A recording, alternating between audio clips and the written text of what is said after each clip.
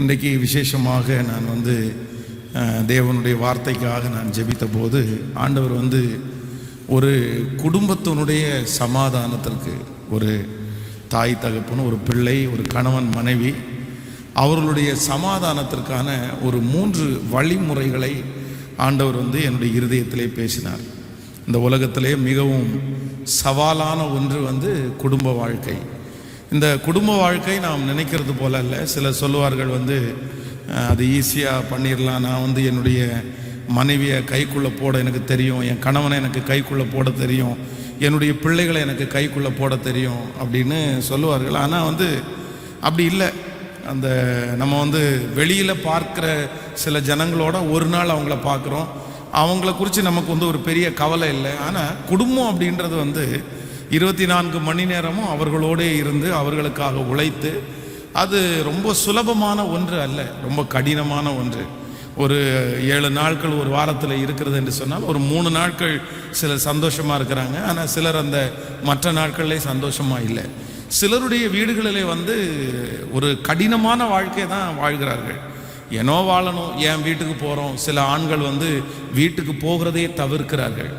எல்லாரும் தூங்கினதுக்கு அப்புறம் வீட்டுக்கு போயிட்டு எல்லாரும் அதான் வீட்டில் அவங்க உள்ளே போகும்போது எல்லாரும் தூங்கியிருப்பாங்க. அது மாதிரி அவங்க வீட்டை விட்டு வெளியே வரும்போது எல்லாருமே தூங்கிட்டு இருப்பாங்க. அப்படி இருக்கிறவர்களும் நிறைய பேர் இருக்கிறார்கள். குடும்பத்தில் ஒரு சமாதானமே இல்லை. கணவன் மனைவிக்குள்ளே சண்டை, பிள்ளைகளுக்குள்ளே சண்டை. இப்படிப்பட்ட நிறைய சூழ்நிலையிலே நம்முடைய குடும்பத்தை ஒரு வெற்றியான விதத்தில் நடத்துவதற்கு சில ஆலோசனைகளை வேதம் நமக்கு ரொம்ப அழகாய் சொல்லுகிறது. நான் நான் தியானிக்கும் போது என்னுடைய இருதயத்தில் ஆண்டவர் பேசின சில வார்த்தைகளையும் உங்களோடு சொல்லி ஒவ்வொன்றுக்காக நம்ம என்ன பண்ண போகிறோம்னா, இன்றைக்கு இந்த உபவாச ஜெபத்திலே ஜெபிக்க போகிறோம். முதலாவதாக ஒரு வசனத்தை வாசிக்கலாம். ஆதியாகமம் 24ஆம் அதிகாரத்தை எல்லாரும் எடுத்துக்கொள்ளுங்கள். ஆதியாகமம் 24ஆம் அதிகாரத்திலே 63வது வசனத்தை நாம் வாசிக்க போகிறோம். 24ஆம் அதிகாரம் 63வது வசனம். ஈசாக்கு சாயங்கால வேளையிலே தியானம் பண்ண வெளியிலே போயிருந்து தன் கண்களை ஏறெடுத்து பார்த்தபோது ஒட்டகங்கள் வர கண்டான். இன்னொரு விஷயம் கூட வாசிக்கலாம். ஈசாக்கு சாயங்கால வேளையிலே தியானம் பண்ண வெளியிலே போயிருந்து தன் கண்களை ஏறெடுத்த போது ஒட்டகங்கள் வர கண்டான். இந்த வேதத்திலே இந்த சம்பவத்தை நீங்கள் ஸ்டார்டிங்கிலிருந்து வாசித்து பார்ப்பீர்களே. ஆனால் ஆபிரகாம் தன்னுடைய மகனாகிய ஈசாக்குக்கு ஒரு பெண் பார்க்கிறதற்காக வேலைக்காரனை தூர இடத்திற்கு அனுப்பி விடுகிறார். அப்பொழுது நீ பெண்ணை பார்த்துட்டு வர்றதற்காக ஆபிரகாம் சொல்லலை, கையோட நீ பொண்ணை கூட்டிட்டு வந்துரு அப்படின்னு சொல்லி அனுப்பி விடுவார். அதே போல ஆபிரகாமனுடைய வேலைக்காரனுக்கு இப்போ பெண் கிடைத்து விட்டது. அந்த பெண்ணோடு அவர் வர்றாரு.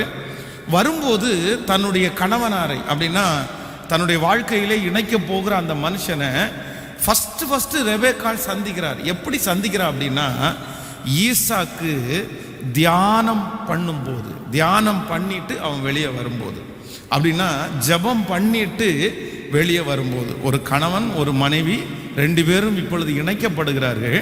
இவர்களுடைய இணைப்பிலே இவர்களுடைய ஃபஸ்ட்டு பார்வை இதான். ஃபஸ்ட்டு டைமாக ஈசாக்கு ரெபேக்காளை பார்க்குறாரு. ரெபேக்காள் ஃபஸ்ட்டு டைமாக ஈசாக்கை பார்க்குறாங்க. இவங்களுடைய முதல் சந்திப்பில் என்ன இருக்குது அப்படின்னா, வேதம் சொல்லுகிறது தேவனுடைய சமூகம், தேவனுடைய ஒரு பிரசன்னம். தேவனுடைய சமூகத்திலிருந்து ஜெபித்து தியானம் பண்ணிவிட்டு அவன் வெளியே வருகிறான். நம்பர் 1, முதலாவதாக உங்களுடைய குடும்ப வாழ்க்கையிலே, உங்களுடைய குடும்பத்திலே இருக்கிற அந்த சண்டைகள், பிரச்சனைகள் எல்லாம் மாறி ஒரு பெரிய சமாதானம் வரணும் அப்படின்னா, நீங்கள் அதான் இன்னைக்கு நான் கொடுக்க போகிற செய்தி, தாமதியாதே அப்படின்னு கூட வச்சுக்கலாம். நீங்கள் எதுக்கு தாமதிக்க கூடாதுன்னா, தேவ சமூகத்திற்கு வருகிறதற்கு ஒரு பிள்ளைகள் தாமதிக்கவே கூடாது. நம்முடைய குடும்பத்தில் இருக்கிற பிரச்சனைகளுக்கு காரணம் என்ன அப்படின்னா, யார் தேவ சமூகத்திற்கு போகிறதற்கு தாமதம் பண்ணுகிறார்களோ அவர்களுடைய குடும்ப வாழ்க்கையிலே சமாதானம் தூரமாக இருக்கும்.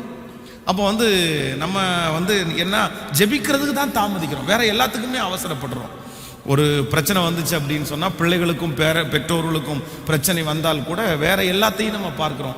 ஐயோ இப்படி இருக்குமோ, அப்படி இருக்குமோ, இதனால் இருக்குமோ, இவங்களை கூப்பிடலாமோ, அவங்கள கூப்பிடலாமோ அப்படின்னு நம்ம நிறைய விஷயத்தில் அவசரப்படுறோம். ஆனால் ஒன்றை நீங்கள் நினைத்து கொள்ளுங்கள், பிரச்சனை இல்லைன்னா ஒரு வாக்குவாதம், ஒரு சண்டை அப்படின்ற ஒரு சூழ்நிலை வந்த உடனே ஒரு தேவனுடைய பிள்ளை லேட்டே பண்ணக்கூடாது. எதுக்கு லேட் பண்ணக்கூடாது அப்படின்னா, தேவ சமூகத்திற்கு போகிறதுக்கு லேட் பண்ணக்கூடாது.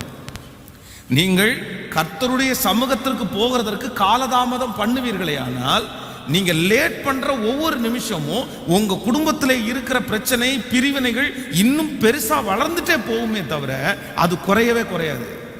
எல்லா குடும்ப பிரச்சனைக்கும் தீர்வு அப்படின்ற ஒரு இடம் எங்க அப்படின்னா அது கர்த்தர் சமூகம் மட்டும்தான். நீங்க எங்க வேணாலும் அலைஞ்சுக்குங்க, யாரை வேணாலும் பிடிங்க, நீங்க எவ்வளவு பெரிய ஆட்களை வேணாலும் தெரிஞ்சு வச்சுக்கோங்க, எத்தனை போலீஸ்காரங்க வேணாலும் வந்து நிக்கட்டும், எவ்வளவு பெரிய ஆள் வேணாலும் உங்க வீட்டுக்கு வந்து நிக்கட்டும், நான் நம்புறேன் நம்முடைய ஒரு ஆண்டவருடைய பிள்ளைகளுடைய வாழ்க்கையில இருக்கிற குடும்பம் சமாதானம் ஆகணும்னா நீங்க கர்த்தர் சமூகத்திற்கு வராம அதுல ஒரு சமாதானம் வராது. எத்தனை பேர் அப்படி ஒருவேளை அந்த சமாதானத்தை அவர்கள் பண்ணி வைத்தாலும் அது ஒரு நாள், 2 நாள், 1 மாசம், மணி நேரங்கள் தான் அது நீடிக்குமே தவிர அது நித்திய காலமா உங்களுக்கு அந்த பிரச்சனையிலிருந்து தீர்வு கிடைக்காது. ஸோ குடும்பத்தினுடைய ஆசீர்வாதத்திற்கு, சமாதானத்திற்கு, அந்த சமாதானத்தை கெடுக்கிறது போல சத்ரு ஏதோ சூழ்நிலைகளை கொண்டு வரும்போது உடனே எங்க பண்ணணும் அப்படின்னா லேட் பண்ணாம கர்த்தர் சமூகத்தில் போய் அப்படியே விழுந்துடணும், தாமதிக்கவே கூடாது.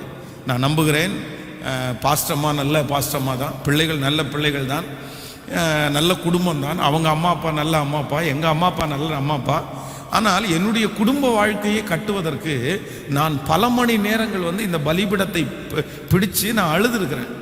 இந்த பலிபீடத்தில் கடந்து அழுதுருக்கிறேன். ஆண்டவரே, என் குடும்பத்தை நடத்தக்கூடிய கிருபை எனக்கு தாருங்க, ஞானத்தை எனக்கு தாருங்க, மனைவிட்ட எப்படி பேசணும்னு எனக்கு கற்றுத்தாங்க, பிள்ளைகள்கிட்ட எப்படி பேசணும்னு எனக்கு கற்றுத்தாங்க, என் குடும்பத்தை எப்படி நடத்திட்டு போகணும் அப்படின்றத எனக்கு கற்றுத்தாங்க அப்படின்னு கர்த்தர் சமூகத்திலே உண்மையாய் சொல்லுகிறேன். இந்த பலிபீடத்தில் நான் அழுது இருக்கிறேன். சில நேரங்களில் வெளியே சொல்லவே முடியாது, அவ்வளோ பெரிய பிரச்சனையாக இருக்கும். என்ன எப்படி அதை தீர்க்கிறது, எப்படி அதை நம்ம மன கஷ்டமாகவும் இருக்க முடியாது, நம்ம வாக்குவாதமும் பண்ண முடியாது, நம்ம சண்டையும் போட முடியாது. ஸோ அப்படிப்பட்ட நேரத்தில் வேற யார்ட்டையும் சொல்லவும் முடியாது. அப்படிப்பட்ட நேரத்தில் கர்த்தர் சமூகத்தில் ஓடி வரும்போது ஆண்டவரே என்ன பண்ணுறாரு அப்படின்னா அழகாய் ஒரு சமாதானத்தை கர்த்தர் கட்டளை இடுகிறார். அல்லேலூயா. இன்றைக்கு இந்த ஜெபத்தில் இருக்கிற உங்களுடைய வாழ்க்கையிலே இது வெறும் கணவன் மனைவியினுடைய காரியத்தை மட்டும் சொல்லலை, குடும்பத்தில் பிள்ளைகளும் அப்படித்தான். பிள்ளைகளுக்கும் பெற்றோர்களுக்கும் வாக்குவாதம் வரும்போது கூட நான் சொல்கிறேன், நீங்கள் லேட்டே பண்ணாதீங்க. ஒரு சின்னதாக ஒரு கோபம், ஒரு சின்னதாக ஒரு வாக்குவாதம் ஆரம்பிக்கும் போதே நீங்கள் என்ன பண்ணிடணும் அப்படின்னா கர்த்தர் சமூகத்தில் அப்படி ஓடி வந்துடணும். ஆண்டவரே, என் குடும்பத்திற்கு தலைவர் நீங்கள் தான், ஆண்டவரே என் குடும்பத்தை நீங்கள் தான்ப்பா நடத்தணும் அப்படின்னு தேவ சமூகத்திற்கு வருவதற்கு தாமதம் இல்லாமல் இருப்பீர்களே ஆனால் நிச்சயமாக சொல்கிறேன், ஆண்டவர் உங்களுக்கு ஒரு பெரிய விடுதலையை கொடுக்க வல்லவராக இருக்கிறார். நான் ஒரு நாள் 5 மணி காலை ஜெபத்தில் முடித்த உடனே ஒரு வீட்டில் கரெக்டாக ஃபோன் நான் 5 மணிக்கு சர்ச்சுக்காக கிளம்பி அப்போ வரும்போது எனக்கு அந்த ஃபோன் வந்துருச்சு. சரி, இப்போ தான் 5 மணி ஜெபத்துக்கு நான் போகிறேன், 5 மணி ஜெபம் முடித்த உடனே உங்கள் வீட்டில் அப்படியே வந்துடுறேன் அப்படின்னு சொல்லி 5 மணி ஜெபம் முடித்த உடனே ஒரு 6:15 மணிக்கு அவங்க வீட்டுக்கு நான் போனேன். அந்த வீட்டில் ஒரு பெரிய சண்டை ஓடிட்டு இருந்துச்சு. அந்த வீட்டில் போய் உட்காந்து பேசி பேசி பேசி பேசி கிட்டத்தட்ட 11:30 மணி ஆயிடுச்சு. 11:30 மணி வரைக்கும் ஒரு பச்சை தண்ணி கூட குடிக்காம காலையில் 4 மணிக்கு நான் வந்தவன் அவங்க வீட்டில் பேசுகிறேன் பேசுகிறேன் பேசுகிறேன் பேசுகிறேன். அந்த பிரச்சனைக்கு தீர்வே என்னால் காண முடியல. கடைசியில் அவங்க 2 பேரும் என்ன முடிவெடுத்தாங்க தெரியுமா? 11:30 மணிக்கு கணவன் மனைவி 2 பேரும் முடிவெடுக்கிறாங்க, பாஸ்டர் விட்டுருங்க பாஸ்டர், அவள் ஒரு 2 மாதம் அவங்க அம்மா வீட்டில் போய் உட்காந்துட்டு வரட்டும், நான் இங்கே தனியாக உட்காடுறேன், அதுக்கப்புறம் எங்களுக்குள்ள ஒரு பெரிய அண்டர்ஸ்டாண்டிங் வருமானு நாங்கள் செக் பண்ணுறோம் அப்படின்னு முடித்தாங்க. இவ்வளவு நேரம் கவுன்சிலிங் கொடுத்து இவ்வளவு நேரம் பேசி முடிவாக தான் வந்துருச்சு. ஆனால் இன்னொரு சம்பவத்தை மறக்க முடியாது. ஒரு நாள் ஒரு கணவன் மனைவி 2 பேரும் வாக்குவாதம் அப்படின்னு ஃபோன் பண்ணும்போது நான் என்ன சொன்னேன் அப்படின்னா, நான் உங்கள் வீட்டுக்கு வரல, நீ 2 பேரும் கிளம்பி சர்ச்சுக்கு வாங்க அப்படின்னு சொன்னேன். வந்த உடனே நான் அன்னைக்கு ரொம்ப வந்து நெருக்கமான ஒரு சூழ்நிலையில் இருந்தேன். உடனே அவங்க 2 பேர்கிட்ட சொன்னேன், நீங்கள் 2 பேரும் பலிபீடத்துக்கு பக்கத்தில் போய் ஃபஸ்ட்டு தனித்தனியாக 2 பேரும் முழங்கால் படிட்டு ஒரு 10 நிமிஷம் ஜெபம் பண்ணிட்டு வாங்க அப்படின்னு அனுப்பிவிட்டேன். அதே மாதிரி 10 நிமிஷம் ஜெபம் பண்ணிட்டு திரும்பி வந்தாங்க. வந்த உடனே சொன்னேன், உங்களுக்குள்ள ஒன்றும் இல்லை, கர்த்தர் உங்க கூட இருக்கிறாரு, 2 பேரும் கையை கோர்த்து கொஞ்ச நேரம் சர்ச்சில் ஜெபம் பண்ணுங்க அப்படின்னு சொன்னால் 2 பேரும் கை கோர்த்து ஒரு 20-25 நிமிஷம் ஜெபம் பண்ணாங்க. முடிச்சதுக்கப்புறம் எங்கிட்ட கவுன்சிலிங்கே அவங்களுக்கு தேவைப்படலை. அவங்க என்ன சொன்னாங்கன்னா, பாஸ்டர் நாங்கள் ரெடி ஆகிட்டோம், நாங்கள் 2 பேரும் ஒப்புரவாயிட்டோம், நாங்கள் வீட்டுக்கு போகிறோம், எங்களுக்கு ஒரு ஜெபம் பண்ணி அனுப்புவீங்கன்னு சொல்லி எனக்கு வெறும் 5 நிமிஷம் தான் செலவு. 5 மினிட்ஸில் 2 பேரும் ஜெபம் பண்ணிட்டு ஒப்புரவாயிட்டு போயிட்டாங்க. அப்போது ஆண்டவருடைய பிள்ளைகளே, இன்றைக்கு யாருக்காக ஆண்டவர் இந்த வார்த்தையை சொல்லுகிறார் என்று தெரியாது. நீங்கள் தாமதம் பண்ணாதீங்க, அங்கேயும் இங்கேயும் போய் லேட் பண்ணாதீங்க, மனுஷனை தேடி போய் லேட் பண்ணாதீங்க. நம்முடைய குடும்பத்தினுடைய சமாதானத்திற்கு ஒரே தீர்வு எங்கே தான் இருக்குன்னா கர்த்தர் சமூகத்தில் மட்டும்தான் இருக்குது. நம்ம முழங்கால் படியிட்டு நம்முடைய கரங்களை உயர்த்தும் போது தான் அந்த அற்புதம் நடக்கும். அப்பதான் அந்த எதிரி வெட்கப்பட்டு போவான். அந்த நம்முடைய குடும்பத்தில் சமாதான குறைவை கொண்டு வருகிற அந்த பிசாசு வெட்கப்பட்டு போகணும்னா நீங்க வந்து நில்லுங்க, அந்த சமாதானம் உங்க வீடை முழுவதும் பற்றி பிடிக்கும். ஆமேன் சொல்லுங்கள், ஹல்லேலூயா. ஸோ அப்போ நான் தாமதம் பண்ண மாட்டேன். எதுக்கு நான் தாமதம் பண்ண மாட்டேன்னா, கர்த்தர் சமூகத்திற்கு வர்றதற்கு தாமதமே பண்ண மாட்டேன். ஒரு முடிவு எத்தனை பேர் எடுக்க போகிறீர்கள்? ஹல்லேலூயா. கையை அப்படியே மேலே உயர்த்தி சொல்லுங்க, ஆண்டவரே என்னுடைய குடும்பத்தில் ஒரு பெரிய சமாதானம் உண்டாகிறதற்கு ஹல்லேலூயா நான் இன்றைக்கு ஒரு பெரிய தீர்மானத்தோட போறேன். ஆண்டவரே, பிரச்சனைன்னு ஒன்று ஆரம்பிக்கும் போது, வாக்குவாதம்னு ஒன்று ஆரம்பிக்கும் போது நான் ஓடி உங்க சமூகத்தில், தேவ சமூகத்தில், ஆண்டவரே உங்க சமூகத்தில் முழங்கால் படியிடக்கூடிய ஒரு பாக்கியத்தை கர்த்தர் எனக்கு தாரும். ஆண்டவரே, எனக்கு வெறுப்பு வரக்கூடாது, எனக்கு கோபம் வரக்கூடாது. ஆண்டவரே, நான் வேற ஏதாவது ஒன்று தேடி போயிடக்கூடாது. உங்க சமூகத்தில் வருகிறதற்கு கர்த்தர் எங்களுக்கு பலன் தாரும், எங்களுக்கு பலன் தாரும், பலன் தாரும். வேறு எந்த முடிவும் நாங்கள் எடுக்கக்கூடாதுப்பா. ஒரே என்னுடைய நோக்கம் கர்த்தர் சமூகம் மட்டுமே. ஆமேன் சொல்லுங்க, ஹல்லேலூயா. தீர்மானம் எடுப்பீர்களா? வேற எதையும் யோசிக்காம அந்த நம்ம வந்து சில நேரங்களில் குடும்பத்தில் சமாதான குறை வரும்போது ஆண்கள் சட்டையை போட்டுட்டு வெளியே போயிடுவாங்க, பெண்கள் கேஸ் அடுப்பு ஆஃப் பண்ணிட்டு போய் படுத்துருவாங்க. ஆமேன். சில வீடுகளில் இது மட்டும்தான் நடக்கும். ஆண்கள் வந்து சண்டை வந்துச்சு அப்படின்னு சொன்னால் சட்டையை போட்டு, ஏன் நம்ம இங்கே இருப்பானே, இங்கே இருந்து அப்புறம் வாக்குவாதமாகி நமக்கு கோபம் வர என்ன அப்படின்னு சொல்லிட்டு சட்டையை போட்டு வெளியே போயிடுவாங்க. பெண்கள் வந்து எதுக்கு சமைச்சு இவங்களுக்கெல்லாம், இவங்களுக்கு சமைச்சு குட்டி குட்டி என்னத்தை காண்றோம் அப்படின்னு சொல்லி பேசாமல் எதையாவது தின்னுட்டோம் அப்படின்னு சொல்லிட்டு அப்படியே கேஸ் ஸ்டவ் ஆஃப் பண்ணி வச்சுட்டு போய் படுத்துட்டு, தூக்கம் வருதோ இல்லையோ சிலர் அப்படி தான் போய் படுத்துருவாங்க வேண்டாம் அப்படின்னு. இவங்களும் அதை சாப்பிடாம இருப்பாங்க. இல்லை, அப்படிப்பட்ட விஷயத்தினால நம்ம சாப்பிடாம இருக்கிறதுனாலையோ பேசாமல் இருக்கிறதுனாலையோ நம்முடைய குடும்பத்தினுடைய சமாதானத்தை கொண்டு வரவே முடியாது. உடனே தேவ சமூகத்துக்கு ஓடிட்டீங்கன்னா கர்த்தர் உங்களுக்கு சொல்லி தருவார், யார் மேலே தப்பு அப்படின்னு கர்த்தர் காண்பிப்பார். உங்கள் மேலே தப்பாக இருந்தால் கர்த்தர் உங்களை உயர்த்துவார், உணர்த்துவார். ஆமாம், நான் தப்பு பண்ணிட்டேன் ஆண்டவரை, மன்னிச்சிருங்க ஆண்டவரை. நம்ம போய் சாரி கேட்கறது கூட நம்ம தயங்க மாட்டோம். அதே நேரத்தில் ஆப்போசிட்ல இருக்கிற மனிதன் தவறு செய்தானே ஆனால் நம்ம ஜெபம் பண்ணுற ஜெபத்தை கேட்டு கர்த்தர் அவர்களோட பேசுவார். ஆண்டவர் உங்களுக்காக வழக்காடுவார். நம்ம பேச வேண்டாம், கர்த்தரே பேசுவார், அவரே டைரக்டா. அதான் ஆண்டவரிடத்துல நம்ம போயிட்டோம் அப்படின்னா 3வது ஒரு மனுஷன் வந்து நமக்காக வழக்கு தீர்க்க வேண்டிய அவசியம் இல்லை. கர்த்தரே நமக்காக வழக்காடுகிறவராய் நமக்காக பேசுகிற கர்த்தரா இருக்கிறார். அந்த உணர்வு அந்த மனுஷனுக்கு வரும், அந்த மனுஷிக்கு கர்த்தர் வரும், சொல்லி கொடுப்பாரு. உங்க கணவனார் நியாயமானவர், உங்க மனைவி நியாயமானவங்க, உங்க அம்மா அப்பா நியாயமானவங்க, உங்க பிள்ளைங்க நியாயமானவங்கன்றத கர்த்தர் சொல்லி தருவார். அதனால உடனே என்ன பண்ணணும்னா, பிரச்சனை அப்படின்னு ஒன்று வரும்போது தாமதிக்காம நான் எங்க ஓடுவேன்னா கர்த்தர் சமூகத்திற்கு ஓடுவேன். ஹல்லேலூயா. நம்புறீர்களா? ஓடுவீங்களா எல்லாருமே? வேற எங்கேயும் ஓடக்கூடாது. அழுகிறதுக்கு இடம் தேடி ஓட வேண்டாம். அழுகிறதுக்கு இடம் தேடி பாத்ரூம் அல்ல, அழுகிறதுக்கு இடம் தேடி கர்த்தர் சமூகம். நம்ம எப்படின்னாலும் அழத்தான் போகிறோம். அங்கே எங்கே அழுகிறோம்னா தேவ சமூகத்தில் போய் பாருங்க ஆண்டவரே, என் பிள்ளை இப்படி பண்ணிட்டு இருக்க ஆண்டவரே, என் குடும்பத்தில் இப்படி நடக்குது ஆண்டவரே. நம்முடைய கண்ணீரை துடைத்து நமக்கு ஆறுதல் படுத்துகிறவர் அங்கே கடந்து வருவார். எங்கே ஜெபிக்கிறீங்களோ அங்கே ஆண்டவர் இருக்கிறார். ஆமேன் சொல்லுங்கள். நம்பர் 2, 2வதாக ஒரு வெற்றியுள்ள குடும்ப வாழ்க்கைக்கு ஒரு தேவனுடைய பிள்ளை எதற்கு தாமதிக்க கூடாது அப்படின்னு சொல்லி நீங்கள் எடுத்துக்கொள்ளலாம். 1 சாமுவேல் எடுத்துக்கொள்ளலாம். 1 சாமுவேல் 18ஆம் அதிகாரத்தை எடுத்துக்கொள்வோம். 1 சாமுவேல் 18ஆம் அதிகாரத்தில் 18ஆம் அதிகாரம் 8வது 9வது வசனத்தை நாம் வாசிக்க போகிறோம். 1 சாமுவேல் 18ஆம் அதிகாரத்திலே 8வது 9வது வசனத்தை நாம் சேர்ந்து வாசிக்கலாம். அந்த வார்த்தை சவுலுக்கு விசனமாக இருந்தது.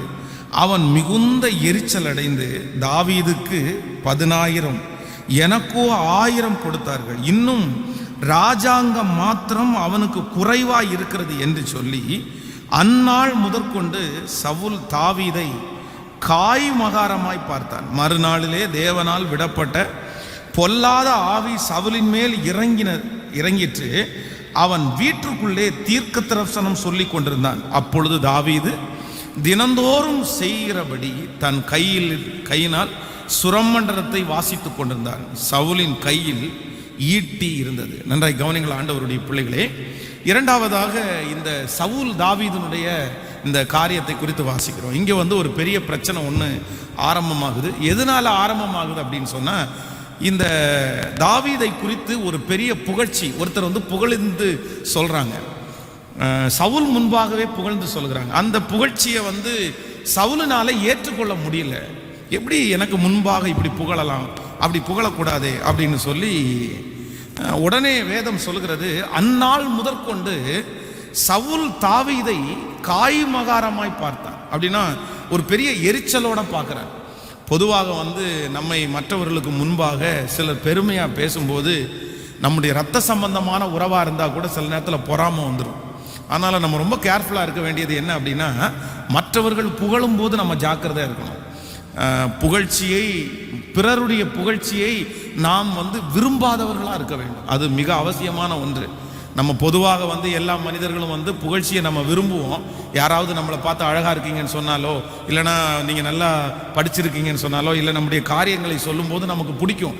ஆனால் பொதுவாக மனுஷனுடைய புகழ்ச்சி தான் நமக்கு இருக்கிற ஒரு மிகப்பெரிய கண்ணி. அந்த புகழ்ச்சிக்கு நம்ம இடம் கொடுக்கும்போது அது ஆபத்தாக முடிந்துவிடும். ஆனால் இந்த இடத்துல தாவீது இடம் கொடுத்ததா சொல்லப்படலை. சவுலுக்கு உடனே அவன் மேலே ஒரு பயங்கரமான ஒரு ஜெலஸ் உண்டாகுது, ஒரு பொறாமை உண்டாகுது. உடனே என்ன பண்ணியிருக்கணும் அப்படின்னு சொன்னால், பொதுவாக இவன் தலைவனாக இருக்கும்போது கீழே இருக்கிற ஒருத்தனை மெச்சிக்கொள்ளும் போது யாருக்கானாலும் அது வரத்தான் செய்யும். ஆனால் என்ன நினைக்கணும் அப்படின்னா, இல்லை நான் தலைவன், அவன் இப்போ வந்தவன் தான், அவன் ஜெயித்தது உண்மைதான், ஆனால் நான் தான், கர்த்தர் என்னதான் தலைவனை அபிஷேகம் பண்ணி வச்சிருக்கிறாரு. ஓகே, ஒருவேளை கர்த்தர் அனுமதிச்சாருன்னா என்னுடைய காலங்கள் தாண்டி அவன் ராஜ்ய பாரத்தில் வரட்டும் அப்படின்ற ஒரு பெருந்தன்மையோடு அதை விட்டு கொடுக்கறத விட்டுட்டு இவன் எதற்கு தாமதம் பண்றான் அப்படின்னா, ஒப்புரவாகிறதற்கு தாமதம் பண்ணுகிறான். தம்முடைய மனசும் தான் பிரச்சனை ஆகுது. அந்த மனசும் பிரச்சனை ஆகும்போதே ஒப்புரவாகிறதுக்கு தாமதம் பண்ணுகிறார்.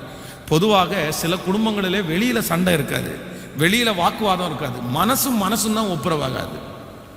மனசுக்குள்ளையும் தான் பிரச்சனை உட்காந்து.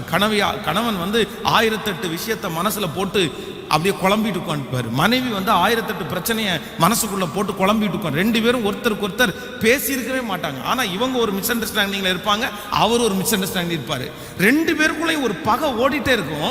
ஆனால் 2 பேரும் என்ன பண்ணிப்பாங்கன்னா பேசிக்குவாங்க, 2 பேரும் சாப்பிட்டுக்குவாங்க, 2 பேரும் வீட்டில் உட்காந்துக்குவாங்க. ஆனால் மனசு ஒத்து வராது. அந்த அவர் மேலே ஒரு கசப்பு, இவங்களுக்கு இவர் மேலே ஒரு கசப்பு. ஆனால் உங்களுடைய குடும்பம் சமாதானமாக இருக்கணும் அப்படின்னா நீங்கள் கையாள வேண்டிய 2வது விஷயம், நீங்கள் எதுக்கு தாமதமாகக்கூடாதுன்னா, ஒப்புரவாகிறதுக்கு தாமதமே பண்ணிடக்கூடாது. பிரச்சனை ஒன்று ஆயிடுச்சா, ஒரு வாக்குவாதம் ஒன்று ஆயிடுச்சா, அடுத்த நிமிஷத்துல ஒருவேளை வீட்டை விட்டு வெளியே போன உடனே ஒரு ஃபோன் பண்ணி, சரி ஒன்று மனசில் வச்சுக்காத, இல்லை ஒன்று மனசில் வச்சுக்காதீங்க அப்படின்னாவது சொல்லணும். நீங்கள் ஒப்புரவாகிறதற்கு தாமதம் ஆகும்போது அது என்னவா மாறும்னா கசப்பா மாறும். அந்த கசப்பு பாவமா மாறும். அதற்கு பிறகு காலத்தால் அழிக்க முடியாதபடி உங்க வாழ்க்கையில அது பிரச்சனையா முடிஞ்சிடும். அதனால ஒரு குடும்ப சமாதானத்துக்கு மிக தேவையான ஒண்ணு என்ன அப்படின்னா, அப்பப்போ ஒப்புரவாயிரும். என்ன சொல்லணும், என்னைக்குனாலும் நம்ம ஒப்புரவாகத்தான் போறோம். ஆமேன்னு சொல்லுங்கள். கேட்கல, இனி என்ன சண்டை ஆகி போச்சு, அதுக்காக நம்ம இனி இன்னொரு குடும்பத்தையா தேடி போக முடியும், இல்லைன்னா இன்னொரு வீட்டையா தேடி போக முடியும், இன்னொரு 2 பிள்ளைங்களையா கூப்பிட்டு போகணும். என்னைக்குனாலும் நம்ம ஒப்புரவாய்த்தான் ஆகணும். அது 1 வருஷமோ 1 மாசமோ 1 நாளோ 2 நாளோ 10 வருஷமோ, நம்ம அப்படியே நம்முடைய காலங்கள் போயிடாது, அப்படியே நம்ம இருந்துடவும் முடியாது.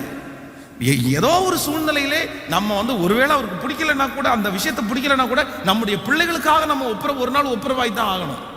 ஒப்புரவாகாமலே நம்முடைய வாழ்க்கை செல்றது. அதனால நான் என்ன சொல்றேன்னா, நீங்கள் காலதாமதம் பண்ண பண்ண பண்ண பண்ண அது வந்து அந்த கேப்பை நீங்க ஃபில் பண்ணவே முடியாது, திரும்ப நீங்க சேரவே முடியாது, திரும்ப அந்த இருதயம் ஒரு இருதயத்தோட இருதயம் ஒட்டவே ஒட்டாது. அதனால பிரச்சனைன்னு ஒன்று வந்துச்சு அப்படின்னா இம்மிடியட்டா அது உயர்ந்து, இல்லை அவர் தான் தப்பு பண்ணாரு, நான் தப்பு பண்ணலையே, அவங்க தான் தப்பு பண்ணாங்க, நான் தப்பு பண்ணலையே, இப்படி எல்லாம் எதுவுமே வேண்டாம். நம்ம அதை குறித்து யோசிக்கவே வேண்டாம்.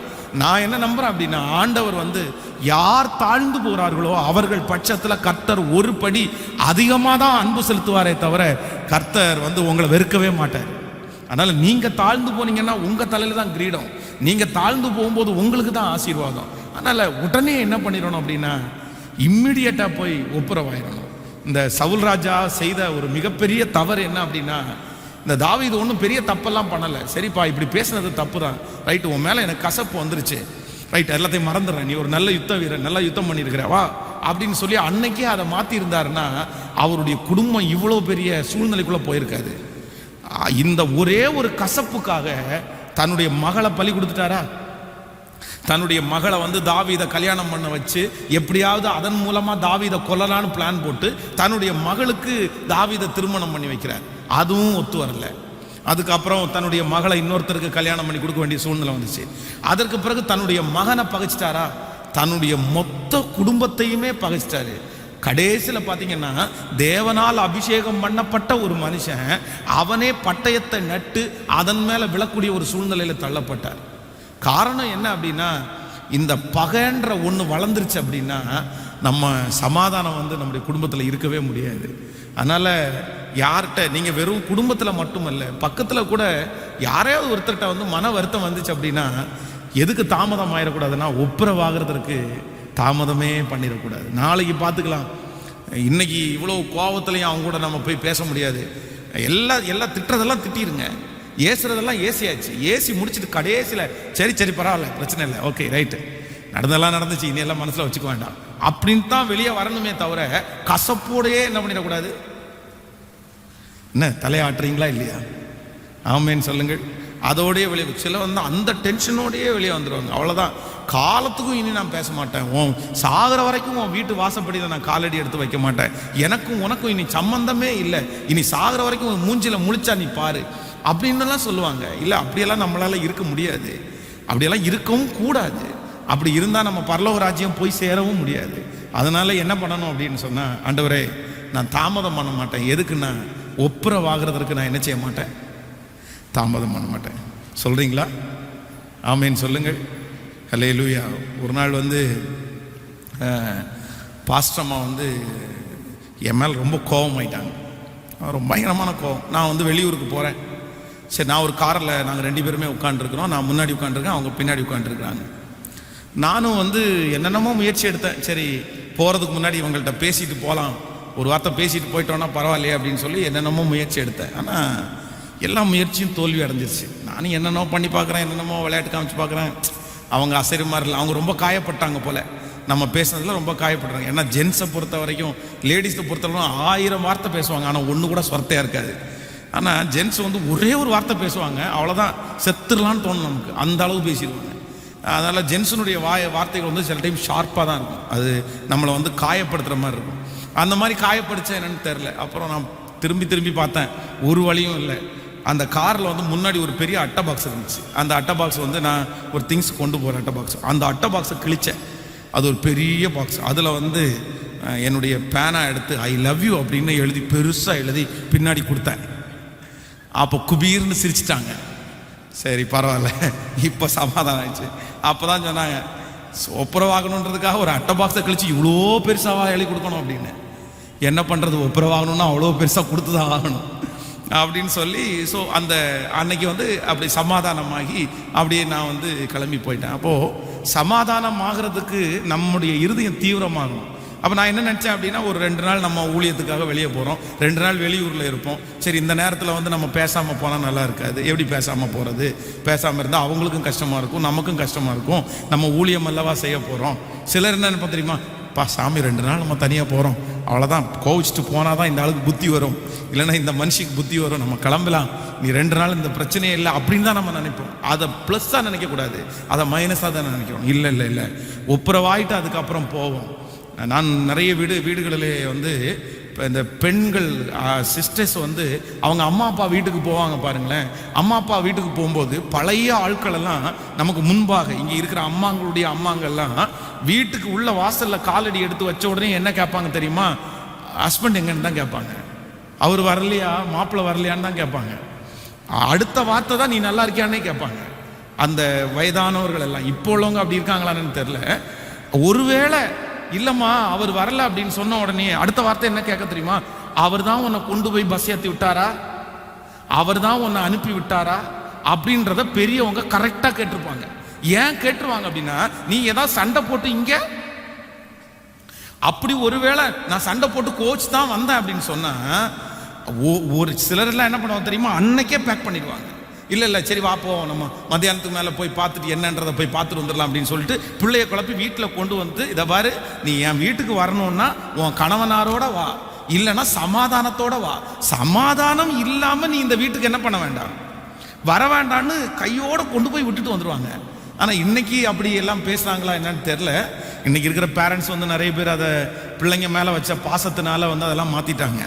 ஆனால் உண்மையாய் நல்ல குடும்பம் அப்படின்றது ஆண்டவரோட நடக்கிறவங்கன்றது வந்து சில குடும்பங்களில் கொடுமையாக நடக்கும். ஆனால் அப்படி நடக்கிற குடும்பங்களில் கூட பெரியவர்கள் வந்து நிறைய பேர் சகிச்சு தான் போயிருப்பாங்க.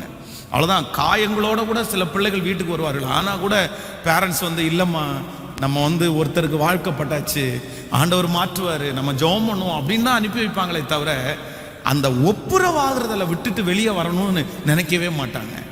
அதில் அவங்க கரெக்டாக இருப்பாங்க. அதனால் ஆண்டவருடைய பிள்ளைகள் அப்படி தான் இருக்கணும். நீங்கள் ஒப்புரவாகிறதில்ல நீங்கள் என்ன பண்ணணும்னா தீவிரமாக இருக்கணும்.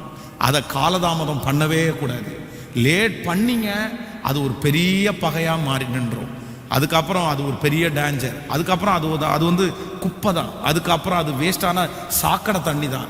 அதை நம்ம க்ளீன் பண்ணவே முடியாது. அதை நான் உடனே இன்றைக்கு இந்த ஜபத்தில் இருக்கிற யாராவது ஒருத்தரிடத்துல ஆண்டவர் பேசுகிறார் அப்படின்னா, நீங்கள் ஒருவேளை ஒப்புரவாகிறதற்கு தாமதம் ஆகிறீர்களே, ஆனால் உங்கள் குடும்ப சமாதானத்திற்கு மிக தேவையான ஒன்று என்னன்னா, ஆண்டவரே நான் ஒப்புரவாகிறதற்கு எனக்கு பலன் தாரும் ஆண்டவரே.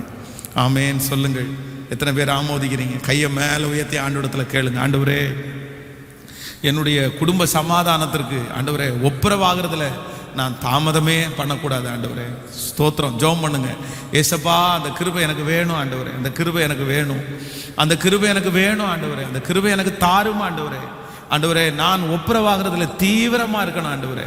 ஒப்புரவாகிறதுல தீவிரமா இருக்கக்கூடிய அந்த ஞானமுள்ள ஒரு இருதயத்தை கர்த்தர் எனக்கு தருவீராக ராஜா, தருவீராகப்பா, தருவீராகப்பா, தாரும் ஆண்டவரே தாரும்.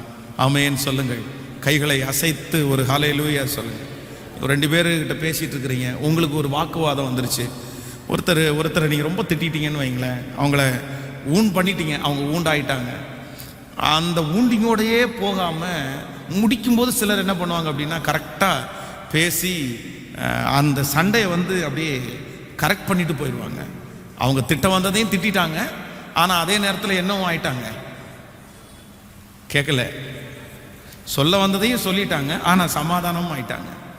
ஆனால் சிலர் அப்படி இல்லை, நான் வந்தது திட்டுறதுக்கு, திட்டிட்டு தான் போவேன் அப்படின்னு சொல்லிட்டு அது என்ன ஆகும் அப்படின்னா அவங்க மனசில் வந்து பகையாக இருந்துகிட்டே இருக்கும். அதனால் சில நேரங்களில் வந்து நீங்கள் திட்ட வேண்டிய விஷயங்கள் ஏதாவது இருக்குமே, ஆனால் திட்டி முடிச்சுட்டு அப்படியே வந்துடக்கூடாது.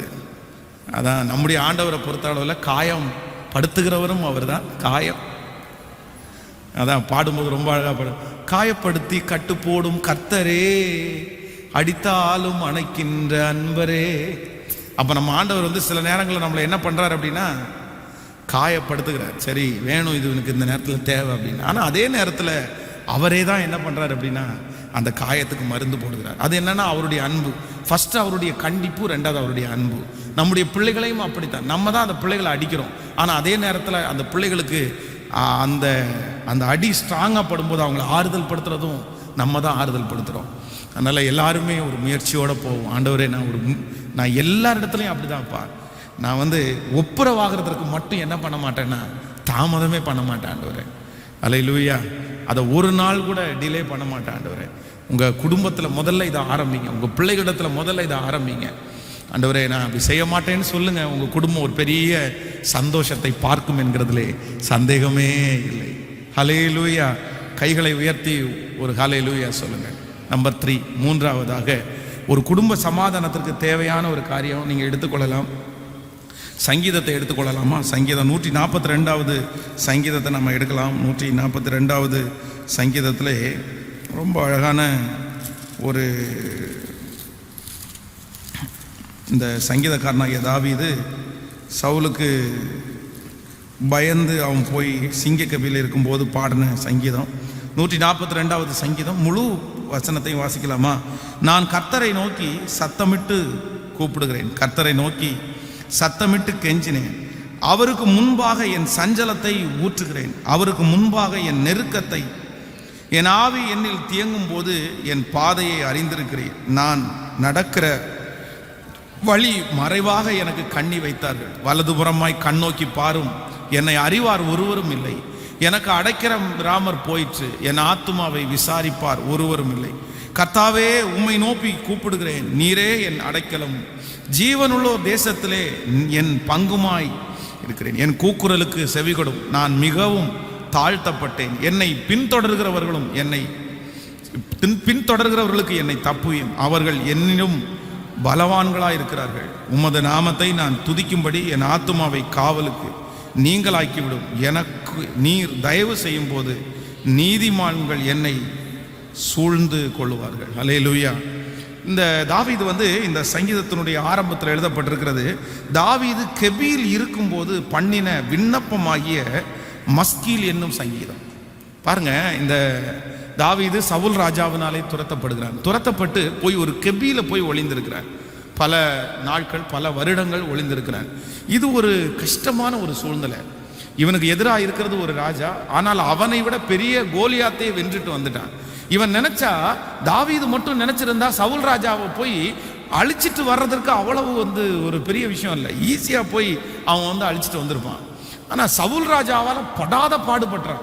கெபிகளுக்குள்ள போய் உட்கார்ந்து அழுகுறான், ஆண்டவரே என்னை விடுவியும், ஆண்டவரே என்னை தப்புயும், ஆண்டவரே. அப்படியே ஜெபமா பண்றான். கெபிக்குள்ள எல்லாவற்றையும் விட்டுட்டு ஒரு ராஜாவுக்கு பயந்து போய் குடும்பத்தை விட்டுட்டு போய் உட்கார்றதுன்றது அவ்வளோ சுலபமானது அல்ல, அவ்வளோ கஷ்டமானது. தன்னுடைய உயிருக்கு பயந்து படுக்கிறதுக்கு நல்ல இடம் இல்லாமல் குளிரிலும் வெயிலிலும் அவ்வளவு கஷ்டப்படுறான்.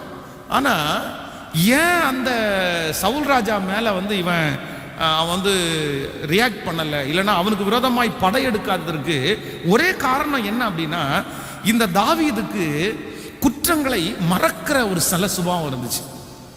குற்றங்களை மறக்கிற ஒரு சுபாவம் இருந்துச்சு. அதனாலதான் என்ன பண்ணல அப்படின்னா, அவனுக்கு விரோதமாய் இப்போ அந்த தாவீதும் சவுல் ராஜாவும் சந்திக்கும் போது சொல்றாரு, ராஜாவே நீங்க தான் எனக்கு ராஜா, நான் உங்களுக்கு விரோதமா ஒன்றும் செய்யல, எனக்கு உங்க மேல ஒரு கசப்பும் இல்லை, நான் உங்க மேல எந்த வைராக்கியமும் வச்சுக்கல அப்படின்னா, சவுல் ராஜா தனக்கு செய்த அனைத்தையும் அவன் என்ன செஞ்சான் அப்படின்னா அப்படியே மனசுல வைக்காம மறந்துட்டான். அப்போ ஒரு வெற்றியுள்ள குடும்ப வாழ்க்கைக்கு ஒரு தேவனுடைய பிள்ளை அறிந்து கொள்ள வேண்டிய மிகப்பெரிய சத்தியம் என்ன அப்படின்னா, நீங்க மறக்கிறதுக்கு தாமதம் பண்ணக்கூடாது. எதுக்கு தாமதம் பண்ணக்கூடாது? சத்தமா சொல்லுங்க. ஆனா நம்ம ஆட்கள் எதை மறக்க வேணாமோ அதை மறந்துடுவாங்க. பக்கத்தில் வச்சிருக்கிற லைட்டர் தேடிட்டு இருப்பாங்க 2 மணி நேரமா. ஆனா கல்யாணமாகி 22 வருஷமாகும், அந்த கல்யாண வீட்டில் நடந்துச்சுப்பாங்க லைட்டர், அந்த சம்பவத்தை ஞாபகம் வச்சிருப்பாங்க.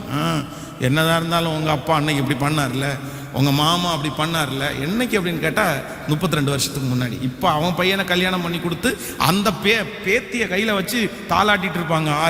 ஆரிரோ உன் அப்பா வீட்டு கதை தெரியுமா, உங்க அம்மா வீட்டு கதை தெரியுமா, கல்யாணமான புதுசுல உங்க அம்மா உள்ள வந்தா பாரு, வரும்போது உங்க அப்பா ஒரு ஆட்டம் போட்டான் பாரு அப்படின்னு யார்கிட்ட சொல்லிட்டு உட்காந்துருப்பாங்க? பேத்திய கையில வச்சு பேத்திட்ட சொல்லிட்டு இருப்பாங்க. இந்த அம்மாவுக்கு மறக்கவே இல்லை, இந்த ஐயாவுக்கு மறக்கவே இல்லை. நான் மறப்பனாக்கும் விட்டா இந்த குழந்தைக்கும் சொல்லி அடுத்த வர்ற சந்ததிக்கு இதை சொல்லி இருந்துட்டுருவான் போல. அப்போ நிறைய ஆண்டவருடைய பிள்ளைகள் செய்கிற தவறு என்ன அப்படின்னா, மறக்கிறதுக்கு லேட் பண்றாங்க. நான் என்ன சொல்றேன், மறக்கிறதுக்கு லேட் பண்ண அவங்க மேல நமக்கு ஆதங்கமும் வருத்தமும் தான் உண்டாகும். ஆனா மறக்கணும் ஆண்டவருடைய பிள்ளைங்க. அதையே திரும்ப திரும்ப சொல்லிட்டு இருக்க கூடாது. எத்தனை நாள் தான் சொல்லிட்டு இருப்பீங்க? அதான் மன்னிச்சாச்சே, அதான் ஒப்புரவாயாச்சே, அதான் ஒருத்தருக்கு ஒருத்தர் பேசியாச்சே, இன்னும் திருப்பி 2வது வருஷம் சண்டை வரும்போது திரும்பவும் அதை யோசிச்சிங்க அப்படின்னு சொன்னா, அப்போ அது நீங்கள் மன்னிச்சதுக்கு அர்த்தமே இல்லைல்ல. நீங்கள் மன்னிச்சதுல என்ன அர்த்தம் இருக்குது? அப்போ நான் என்ன சொல்கிறேன்னா, இன்னும் நீங்கள் மன்னிக்கல அப்படின்னு அர்த்தம்.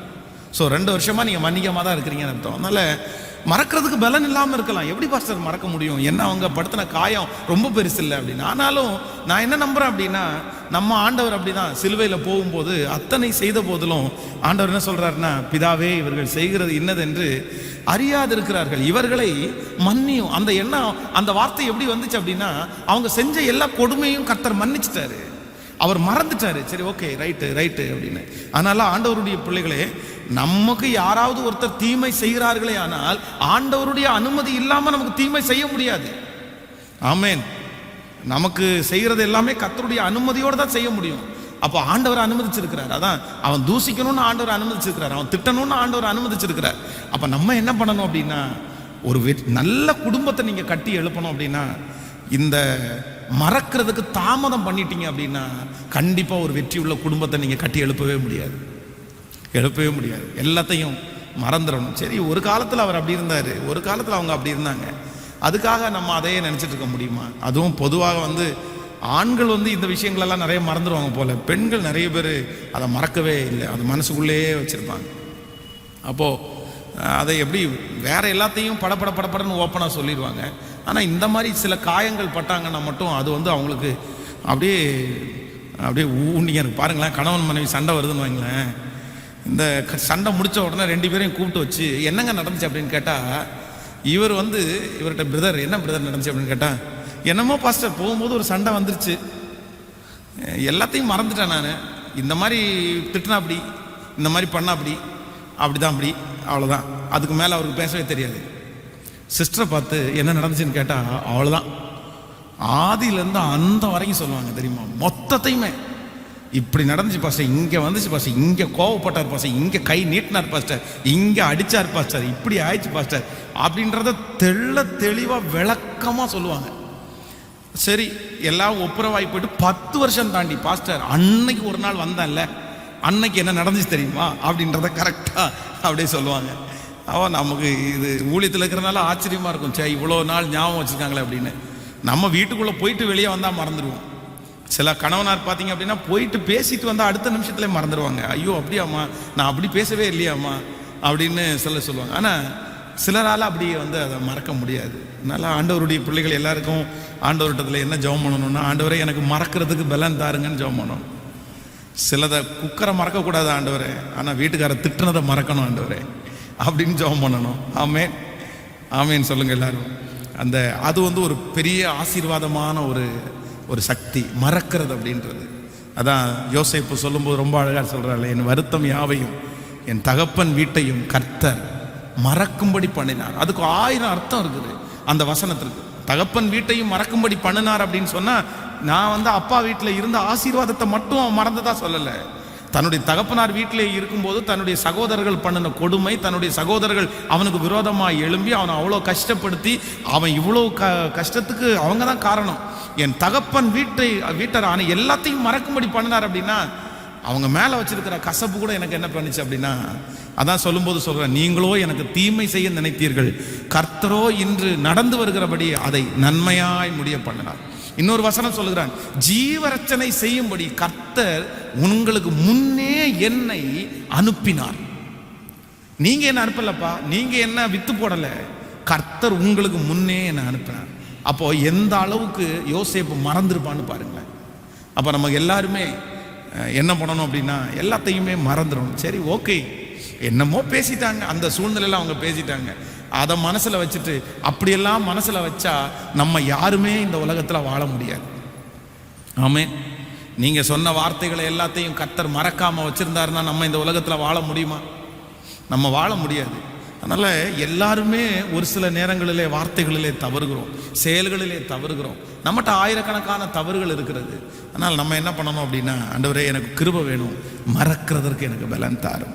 எல்லாரும் கையை மேலே உயர்த்தி ஆண்டவரிடத்தில் கேளுங்க, ஆண்டவரே எனக்கு எல்லாவற்றையும் மறக்கிறதற்கு, எனக்கு விரோதமாய் செய்த தீமைகள் எனக்கு விரோதமாய் பேசின பேச்சுகள் எல்லாவற்றையும் மறக்கிறதுக்குரிய பலன். சொல்லுங்க ஆண்டவரே, மறக்கிறதுக்குரிய பலன் எனக்கு வேண்டும் ஆண்டவரே. உம்மை தவிர வேறு யார் எனக்கு தருவார்கள் ஆண்டவரே? நீங்க தான் அப்படி மறக்க வைக்கணும். எனக்குடைய இருதயத்தில் அது ஆறாத காயமா இருக்கு ஆண்டவரே. ஆண்டவரே, என்னால மறக்க முடியல. அவ்வளோ என்ன பண்ணிட்டாங்க, அவ்வளோ எனக்கு செஞ்சுட்டாங்க. ஆனா இந்த உபவாச ஜெபத்தில் ஊழியக்காரனுடைய வார்த்தை, ஆண்டவரே உம்முடைய வார்த்தை எனக்கு நேராய் வருகிறது. அதை மறக்கக்கூடிய பலன் கேளுங்க, ஏசாப்பாட்ட கேளுங்க. ஆண்டவரே, அதை மறக்கக்கூடிய ஒரு பலன் இன்றைக்கு இந்த செய்தி நேரத்தில் எனக்கு தாரும் ஆண்டவரே, எனக்கு தாரும் ஆண்டவரே, எனக்கு தாரும் ஆண்டவரே, தாரும். ஆமென் சொல்லுங்கள். ஸோ ஒரு வெற்றியுள்ள குடும்ப வாழ்க்கைக்கு தாமதியாதே என்கிற தலைப்பில் இன்னைக்கு 3 காரியங்களை உங்களோடு பேசியிருக்கிறேன். நம்பர் 1, முதலாவதாக எதுக்கு நம்ம தாமதிக்க கூடாது அப்படின்னா, பிரச்சனைன்னு ஒன்று வந்த உடனே தேவ சமூகத்துக்கு போறதுக்கு என்ன பண்ணக்கூடாது சொல்லுங்க எல்லாருமே? தாமதிக்கவே கூடாது. எங்க போனா நம்ம நிறைய பேர் அடிச்ச அடியோட அப்படியே அந்த அந்த தழும்பு மாறுறதுக்குள்ள போகணும். இப்போ அம்மா வீட்டுக்கு தழும்பு மாறுறதுக்குள்ள போகணும், போலீஸ் ஸ்டேஷனுக்கு அப்படின்லாம் சொல்லுவாங்கல்ல. போய் தழும்பு மாறுறதுக்குள்ள போய் ஜிஹெச்சில் படுத்துக்கோ அப்படின்னா. ஒரு குடும்பத்தில் கடைசியில் பிரச்சனை வரும்போது அப்படி தான் சொன்னாங்க. என்ன பிரச்சனை ஆகி 5 நிமிஷத்துக்குள்ள நான் அங்கே போய் நின்றுட்டேன். பிரச்சனைன்னு கேள்விப்பட்ட 5 நிமிஷத்துக்குள்ள ஸ்பாட்டுக்கு போயிட்டேன். எங்க சிஸ்டர் எங்க அப்படின்னு கேட்டா ஜிஹெச்சுக்கு போயிட்டாங்க அப்படின்னா. அவ்வளோ அந்த நேரத்துக்குள்ளே இல்லை பாஸ்டர், உடனே போகணும். அந்த ரத்தத்தை துடைக்கிறதுக்குள்ளே எங்கே போயிடணும். அப்போ தான் அந்த கேஸுக்கு என்னவாமா கொஞ்சம் கொஞ்சம் நல்ல பலன் பாஸ்டர். அப்போ தான் நல்ல பலன். அப்போ தான் அவனை பிடிச்சி நம்ம உள்ளே தள்ள முடியும். இல்லைன்னா தள்ள முடியாது. அதனால கையோட கூட்டிகிட்டு போயிட்டாங்க. அங்கே போய் போலீஸில் கம்ப்ளைண்ட் கொடுத்து ஒரு ஃபோட்டோ எடுத்து அதுக்கப்புறம் வேணா ரத்தத்தை நம்ம தொடச்சிக்கலாம் அப்படின்னு. அது ஆதங்கம் தான், கஷ்டம்தான், அந்த சூழ்நிலை கஷ்டமானது தான். அப்படி பண்ணியிருக்க கூடாது தான். ஆனால் நான் என்ன பண்ணுவேன் அப்படின்னா, அப்படி நம்ம போகிறதுனால நம்ம ஜெயம் எடுக்க போகிறது இல்லை. நம்ம அப்படின்னு ஒரு சூழ்நிலைகள் நமக்கு வரும்போது ஃபஸ்ட்டு எங்கே ஓடணும் அப்படின்னா, ஒரு தேவ பிள்ளை தேவ சமூகத்துக்கு போகிறதுக்கு என்ன பண்ணிடக்கூடாது. ஐயோ நம்ம ஜெபக்குறைவு தான் காரணம், ஐயோ நம்ம உபவாச குறைவு தான் காரணம், நம்ம குடும்பத்தில் இவ்வளோ சஞ்சலம் வர்றதுக்கு என்ன பிரச்சனை, நம்ம ஜெபத்தை கொஞ்சம் அதிகப்படுத்துவோம், நம்ம ஆராதனை கொஞ்சம் அதிகப்படுத்துவோம் அப்படின்னு நினச்சிட்டிங்கன்னு வைங்களேன், அவ்வளோதான். உங்கள் குடும்பத்தை கட்டுகிறவர், அதான் முப்புரி நூல் சீக்கிரம் அறாது. அந்த முப்புரி நூல் என்கிறது ஆவியானவர் அந்த குடும்ப வாழ்க்கையில் வந்து இணையணும். அந்த குடும்பம் அழியவே அழியாது.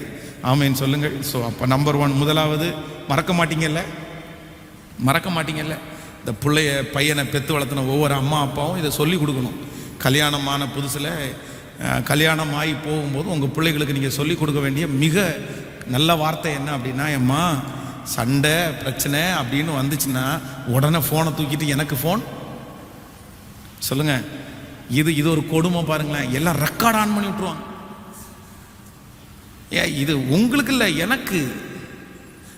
ஒரு வீட்டில் சண்டை நடக்குது, ஒரு கால் ஃபோன் வருது. ஃபோன் வந்து ஹலோ அப்படின்னு கேட்குது. கேட்டவொன்னே அந்த சிஸ்டர் குசு குசா பேசுகிற, பாஸ்டர் இங்கே நடக்கிறத மட்டும் கொஞ்ச நேரம் கேளுங்க, இங்கே நடக்கிறத மட்டும் கொஞ்ச நேரம் கேளுங்க அப்படின்னு சொல்லிட்டு ஃபோனை ஆன் பண்ணி வச்சுட்டாங்க. அங்கே பாட்டுக்கு அவர் கத்துறாரு, பிரதர் கத்துறாரு, காய் மீன் கத்துறாரு, கெட்ட வார்த்தை எல்லாம் பேசுறாரு. இவங்க 2 வார்த்தை உடனே உசுப்பேத்து விட்றாங்க, அவங்க இன்னும் கத்துறாரு. அது ஓடிட்டே இருக்குது. எனக்கு ஹலோ ஹலோ ஹலோன்னு கேட்டால் இங்கே சண்டை போடுறது கேட்குது. அவங்க போடுற சண்டையை நான் கேட்கணுமாமா. உங்கள் பிலிவர் எவ்வளோ வசத்தின்னு தெரிஞ்சுக்குங்க. அதனுடைய அர்த்தம் இதுதான். அந்த அம்மா என்ன சொல்ல வர்றாங்க அப்படின்னா, நீங்கள் பிரதர் பிரதர் பிரதர்னு சொல்கிறீங்கல்ல, அந்த பிரதருடைய லட்சணத்தை நான் இப்போ காமிக்கிறேன்னு எனக்கு காமிக்கிறாங்க. அதே மாதிரி நிறைய பிரதர்ஸும் அப்படி தான் ஆன் பண்ணி வச்சுருவாங்க. பாஸ்டர் சிஸ்டர் டெய்லி ஜபத்துக்கு வர்றாங்கல்ல, நீங்கள் ஜப வீராங்கனைன்னு வேற சொல்கிறீங்க அவங்கள, இங்கே பாருங்க உங்கள் ஜப வீராங்கனைய வீட்டில் என்ன நடக்குது அப்படின்னு ஆன் பண்ணி வச்சுருவாங்க. அது பார்த்தா அந்த சிஸ்டர் காய் மீன் கத்துவாங்க. அதை கேட்டால் அப்புறம் ஒரு காலகம் வந்து அதுக்கப்புறம் நம்ம எங்கே அட்டன் பண்ண முடியும், கட் பண்ணி விட்டுட்டு சரி அப்படின்னு போயிடுறது தான். அதனால் சண்டை ஒரு சூழ்நிலை வந்த உடனே வந்து நம்ம ஆட்கள் ஃபோனை தேடி அவங்களுக்கு பண்ணலாமா இவங்களுக்கு பண்ணலாமான்றது எல்லாத்தையும் விட்டுட்டு உங்கள் பிள்ளைகளுக்கு கற்றுக் கொடுக்க வேண்டியது என்ன அப்படின்னா, சமாதான குறைவுன்னு ஒன்று வந்துச்சுன்னா எங்கே ஓடிருன்னா, தாமதமே பண்ணாமல் கர்த்தர் சமூகத்துக்கு ஓடி இருப்பா. லேட் பண்ணாமல் ஆண்டவருடைய சமூகத்துக்கு ஓடிரு. ஏன்னா எல்லா சமாதானத்திற்கும் காரணர் அவர் ஒருவர் மட்டுமே, அவர் ஒருவர் மட்டுமே. நம்பர் 2, ரெண்டாவது என்ன சொன்னேன், எதுக்கு தாமதம் பண்ணக்கூடாது சொல்லுங்க. குடும்பத்தினுடைய சமாதானத்திற்கு இரண்டாவது மிக முக்கியமான ஒரு ஒரு கீவேர்டு. அதான் உங்கள் பிள்ளைகிட்ட நான் என்ன பண்ணுறேன்னா, கல்யாணம் ஆகும்போது நீங்கள் கொடுக்குற சீதனத்தோடு சேர்ந்து இதையும் எழுதி கொடுத்து விட்ருங்க கையோட, அப்படியே இருக்கட்டும். இல்லைன்னா பையனுக்கும் கொடுத்துருங்க. என்னென்னா, ரெண்டாவது ஒப்புரவாகிறதுக்கு என்ன பண்ணிடக்கூடாதுன்னா, தாமதமே பண்ணிடக்கூடாது. உடனே உடனே உடனே உடனே அந்த நம்ம சமயத்தில் போய் அந்த நிமிஷத்தில் போய் பண்ணிட்டோம் அப்படின்னா அந்த பிரச்சனை ஒரு பெரிய பிரச்சனையாக என்ன பண்ணாது, வளரவே வளராது. அது வருஷ கணக்காக போகாது, அது பெரிய சூழ்நிலையில் கொண்டு போய் விடாது. நம்பர் 3, மூன்றாவது ஒரு வெற்றியுள்ள குடும்ப வாழ்க்கைக்கு மூணாவது என்ன தாமதம் பண்ணக்கூடாது சொல்லுங்கள்? மறக்கிறதுக்கு என்ன பண்ணிடக்கூடாது, தாமதம். இதெல்லாம் மறக்க முடியுமா அப்படின்னு கேட்கக்கூடாது. சில விஷயங்களை அதான் ஆண்டவர் சொல்லும்போது, சீயோன் குமாரத்தையே, உன் தகப்பன் வீட்டை நீ என்ன பண்ணிவிடு, மறந்து விடு, அப்பொழுது ராஜா உன் அழகிலே பிரியப்படுவார். நம்ம கல்யாணமாகி 42 வருஷம் ஆனதுக்கு அப்புறம் அப்பா வீட்டை நினச்சிட்டு இருக்கக்கூடாது. மறந்துரு. வீட்டை விட்டு வெளியே வந்தாச்சுனாலே அப்பா வீடை என்ன பண்ணுதாமா, அப்பாவுடைய வீடை மறக்கணும். ஏன் மறக்கணும் அப்படின்னு சொல்லுது அப்படின்னா, அப்பாவுடைய வீட்டில் சொகுசு ரொம்ப அதிகம், அப்பாவுடைய வீட்டில் நமக்கு செல்லம் ரொம்ப அதிகம். ஆனால் நம்ம போகிற வீட்டில் அப்படி இருக்காது. அங்கே நமக்கு அப்பா, இங்கே நம்ம தான் அம்மா, நம்ம தான் அப்பா. அதனால் ஆண்டவருடைய பிள்ளைகள் எல்லாரும் ஆண்டவரத்தில் கேட்கணும், எனக்கு மறக்கிறதுக்கு பலன் தாரும். திரும்ப 3 விசை சொல்லுங்கள் எல்லாரும் சேர்ந்து. நம்பர் 1, முதலாவதாக தாமதிக்கக்கூடாது. எதுக்கு தாமதிக்கக்கூடாது? தேவ சமூகத்தில் ஓடுறதுக்கு தாமதிக்கக்கூடாது. நம்பர் 2, ரெண்டாவது ஒப்புரவாகிறதுக்கு தாமதிக்கக்கூடாது. நம்பர் 3, மூன்றாவது மறக்கிறதுக்கு தாமதிக்கக்கூடாது. இந்த 3 மட்டும் செய்யுங்க, உங்கள் வாழ்க்கை ஒரு பரலோகமாக ஆண்டவர் மாற்ற வல்லவராக இருக்கு. நம்மவும் என்னமா இருக்கலாம்னா, சுகமாக வாழலாம், சுகமாக வாழலாம். அவங்க செஞ்சதெல்லாம் மனசுக்குள்ளே போட்டு கிடக்கிறதுனால தான் நம்மளால் சுகமாக வாழ முடியல. ஐயோ இப்படி பேசிட்டானே, அப்படியே இப்படி செஞ்சுட்டானே அப்படின்னு மறக்க முடியாதனால தான் நம்மளால் மேற்கொண்டு யார்ட்டையும் பேசவும் முடியலை, ஃப்ரீயாக இருக்க முடியல. மறந்துட்டோன்னு வைங்களேன், என்னமோ பேசிட்டான் விடுங்க அப்படின்னு மறந்துட்டோம் அப்படின்னா நமக்கு அதை குறித்து கவலையே இல்லை, நம்ம சுகமாய் வாழலாம். ஆமென். இதெல்லாம் சத்ரு நம்முடைய குடும்பத்திற்கு விரோதமாய் கொண்டு வருகிற மிகப்பெரிய கண்ணி, அவனுடைய மிகப்பெரிய வலை. அதான் கர்ச்சிக்கிற சிங்கம் போல எவனை விழுங்கலாமோ என்று வகை தேடி சுற்றி திரிகிறவன் என்ன பண்ணுறான் அப்படின்னா, அப்படியே கொண்டு நம்ம குடும்பத்தை சீர்குலைக்க பார்க்குறான். ஆனால் நம்ம இதில் கரெக்டாக இருந்துட்டோம் அப்படின்னா நம்ம குடும்பத்தை சந்தோஷமாய் நம்ம கட்டி காக்க முடியும். ஹல்லேலூயா. கைகளை உயர்த்தி ஒரு ஹல்லேலூயா சொல்லுங்கள். எல்லாருக்குள்ளேயும் பலவீனம் இருக்கிறது, எல்லாருக்குள்ளேயும் பலவீனம் இருக்கிறது. ஒன்று நினைத்துக் கொள்ளுங்கள், தரிசனம் உங்களுடையது, தரிசனம் உங்களுடையது. நான் சொல்கிறது உங்களுக்கு புரியுதுன்னு நினைக்கிறேன். தரிசனம் உங்களுடையதுன்னு சொல்கிறேன். என்னென்னா, உங்கள் குடும்பத்தில் உங்கள் குடும்பத்தை சமாதானமாக கொண்டு போகணும்னு நினைக்கிறது யாரு? நீங்கள் தான். சமாதானமாக கொண்டு போகணும்னு நினைக்கிறவங்க தான் சாக்ரிஃபைஸ் பண்ண முடியுமே தவிர, ஆப்போசிட்டில் இருக்கிறவர் ஆப்போசிட்டில் இருக்கிற நபர் அதை செய்வாங்கன்னு நம்ம எதிர்பார்க்கக்கூடாது. ஏன்னா தரிசனம் உங்களுடையது. நீங்கள் தான் அதை நினைக்கிறீங்க. நீங்கள் தான் நம்ம இப்போ பாருங்களேன், இப்போ சர்ச் இருக்கிறது, இந்த திருச்சபையை நான் திருச்சபை பாஸ்டர் ஆண்டவர் நான் வச்சிருக்கிறாரு. நீங்கள் எல்லாம் இன்னைக்கு ப்ரேயருக்கு அட்டன் பண்ணுறீங்க. உங்களுக்கு ஒரு செய்தியை கொடுக்கணும். இந்த செய்தியை நான் தான் ப்ரிப்ரேஷன் ஆகணும், நான் தான். அந்த தரிசனம் என்னுடையது. ஸோ இன்னொருத்தருக்கு இந்த தரிசனம் இருக்கும் அப்படின்னு நான் நினைக்க முடியாது. இன்னொருத்தர் இந்த தரிசனத்துக்குள்ளே வரணும் அப்படின்னு நினைக்க முடியாது. நான் தான் என் கையில் கொடுத்துருக்கிற ஊழியத்தை நான் தான் சாக்ரிஃபைஸ் பண்ணி, எவ்வளோ பலவீனமாக இருந்தாலும் கஷ்டமாக இருந்தாலும் அதை செய்யணும். அதே மாதிரி உங்கள் குடும்பத்திலே நீங்கள் தான் அந்த குடும்பத்தை நடத்தணும்னு நினைக்கிறீங்க, நீங்கள் தான் சமாதானமாக போகணும்னு நினைக்கிறீங்க. அப்போது யார் தான் கிரியை செய்யணும், யார் தான் வேலை செய்யணும், யார் தான் தாழ்ந்து போகணும், யார் தான் ஜெபம் பண்ணணும்? நம்ம தான். ஐயோ நான் இப்படி பண்றேனே, இத்தனை பண்றேனே, இவங்களுக்கு புத்தி இருக்கா, இத்தனை பண்றேனே, இவங்களுக்கு மன இறக்கம் இருக்குதா, ஒரு ஜெபம் பண்ண தானே கூப்பிடுறேன், ஒரு இந்த காரியத்தை தானே கூப்பிடுறேன். நான் சொல்றேன், தரிசனம் அவங்களுடையது அல்ல. தரிசனம் யாருடையது? கண்டிப்பா அவங்க அந்த தரிசனத்துக்கு சப்போர்ட் பண்ணுவாங்கன்னு நம்ம என்ன பண்ண முடியாது, நினைக்கவே முடியாது. நீ சப்போர்ட் பண்ணாலும் பண்ணலனாலும் இதான் எனக்கு வேலை. இப்போ ஒரு கணவனார் வீட்டை விட்டு வெளியே போறார், 10,000 ரூபாய் சம்பாதிக்கிறார். அந்த 10,000 ரூபாய் வீட்டில் கொண்டு கொடுத்தாதான் அவருக்கு ஆகாரம். இந்த 10,000 ரூபாவை கொண்டு அந்த சம்பாதிக்கிறதுக்கு விடாதபடி எவ்வளவு தடை வந்தாலும் அவர் அதை செய்யாமல் இருக்க மாட்டார். அப்பா கண்டிப்பாக நான் செஞ்சே ஆகணும்ப்பா, செஞ்சுதான் நான் வீட்டுக்கு சாப்பாடு கொடுக்க முடியும். அதே போல சமாதானம்னு ஒன்று பண்ணணும்னு நீங்கள் நினச்சிட்டீங்க அப்படின்னா, நான் சொல்கிறேன், வேற யாரையும் பார்க்காதீங்க. சில வீடுகளில் சொல்லுவாங்க, பாஸ்டர் என் கணவனார் கொஞ்சம் கோஆப்ரேட் பண்ணிட்டார் அப்படின்னா நான் அழகாக கொண்டு போயிடுவேனே. நான் சொல்ல, கண்டிப்பாக கோஆப்ரேட் பண்ண மாட்டாங்க. அவங்களுடைய தரிசனமே வேறு, உங்கள் தரிசனமே வேறு. அது உங்கள் தரிசனம். அதனால நீங்க ஜெபம் பண்ணுங்க, ஆண்டவர் அதற்கான காரணங்களை கொண்டு வந்து சேர்ப்பாரே தவிர, அவர்கள் கோஆபரேட் பண்ணாலும் பண்ணலைனாலும் நான் செய்வேன், நான் பண்ணுவேன். அதுதான் வெற்றி, அதுதான் வெற்றி. அதனால அதை எல்லாரும் சுமந்து இன்னைக்கு நம்ம இந்த உபவாச ஜெபத்தில் எதுக்காக ஜெபம் பண்ண போறோம்னா, பிரிந்து கிடக்கிற எல்லா குடும்பங்களும் ஒன்றாக வேண்டும். எல்லா குடும்பங்களிலும் ஆண்டவர் ஒரு பெரிய சமாதானத்தை கட்டளையிடணும். இந்த லாக்டவுன் வந்ததுக்கு பிறகு சில குடும்பங்கள் ஒன்றாகினது, ஆனால் சில குடும்பங்கள் அப்படி சுக்குநூறாக பிரிஞ்சிச்சு. எங்கு பார்த்தாலும் கள்ள தொடர்புகள், கள்ள காதல்கள், கள்ள பேச்சுகள் இப்படி நடந்து கொண்டே இருக்கிறது. கணவன் மேல் சந்தேகம், மனைவி மேலே சந்தேகம், பிள்ளைங்க மேலே சந்தேகம், இப்படி குடும்பங்கள் அப்படி உருக்குலைஞ்சு கிடக்குது. இந்த லாக்டவுனில் மட்டும் பார்த்தீங்க அப்படின்னா குடும்பங்களில் உள்ள சமாதானம் நிறைய போயிருச்சு. எனக்கு ரொம்ப வருத்தமாக இருக்குது. நான் சில நாட்களில் அதிகாலையில் எழும்பி அப்படியே ரோட்டில் போகும்போது பார்த்தீங்க அப்படின்னா காலையில் வாக்கிங்க 5 மணிக்கு எந்திரிச்சு போகும்போது 5 மணிக்கு என்னங்க ஃபோன் கால் பேச்சு? 5 o'clock யாராவது ஃபோன் கால் பேசுவாங்களா?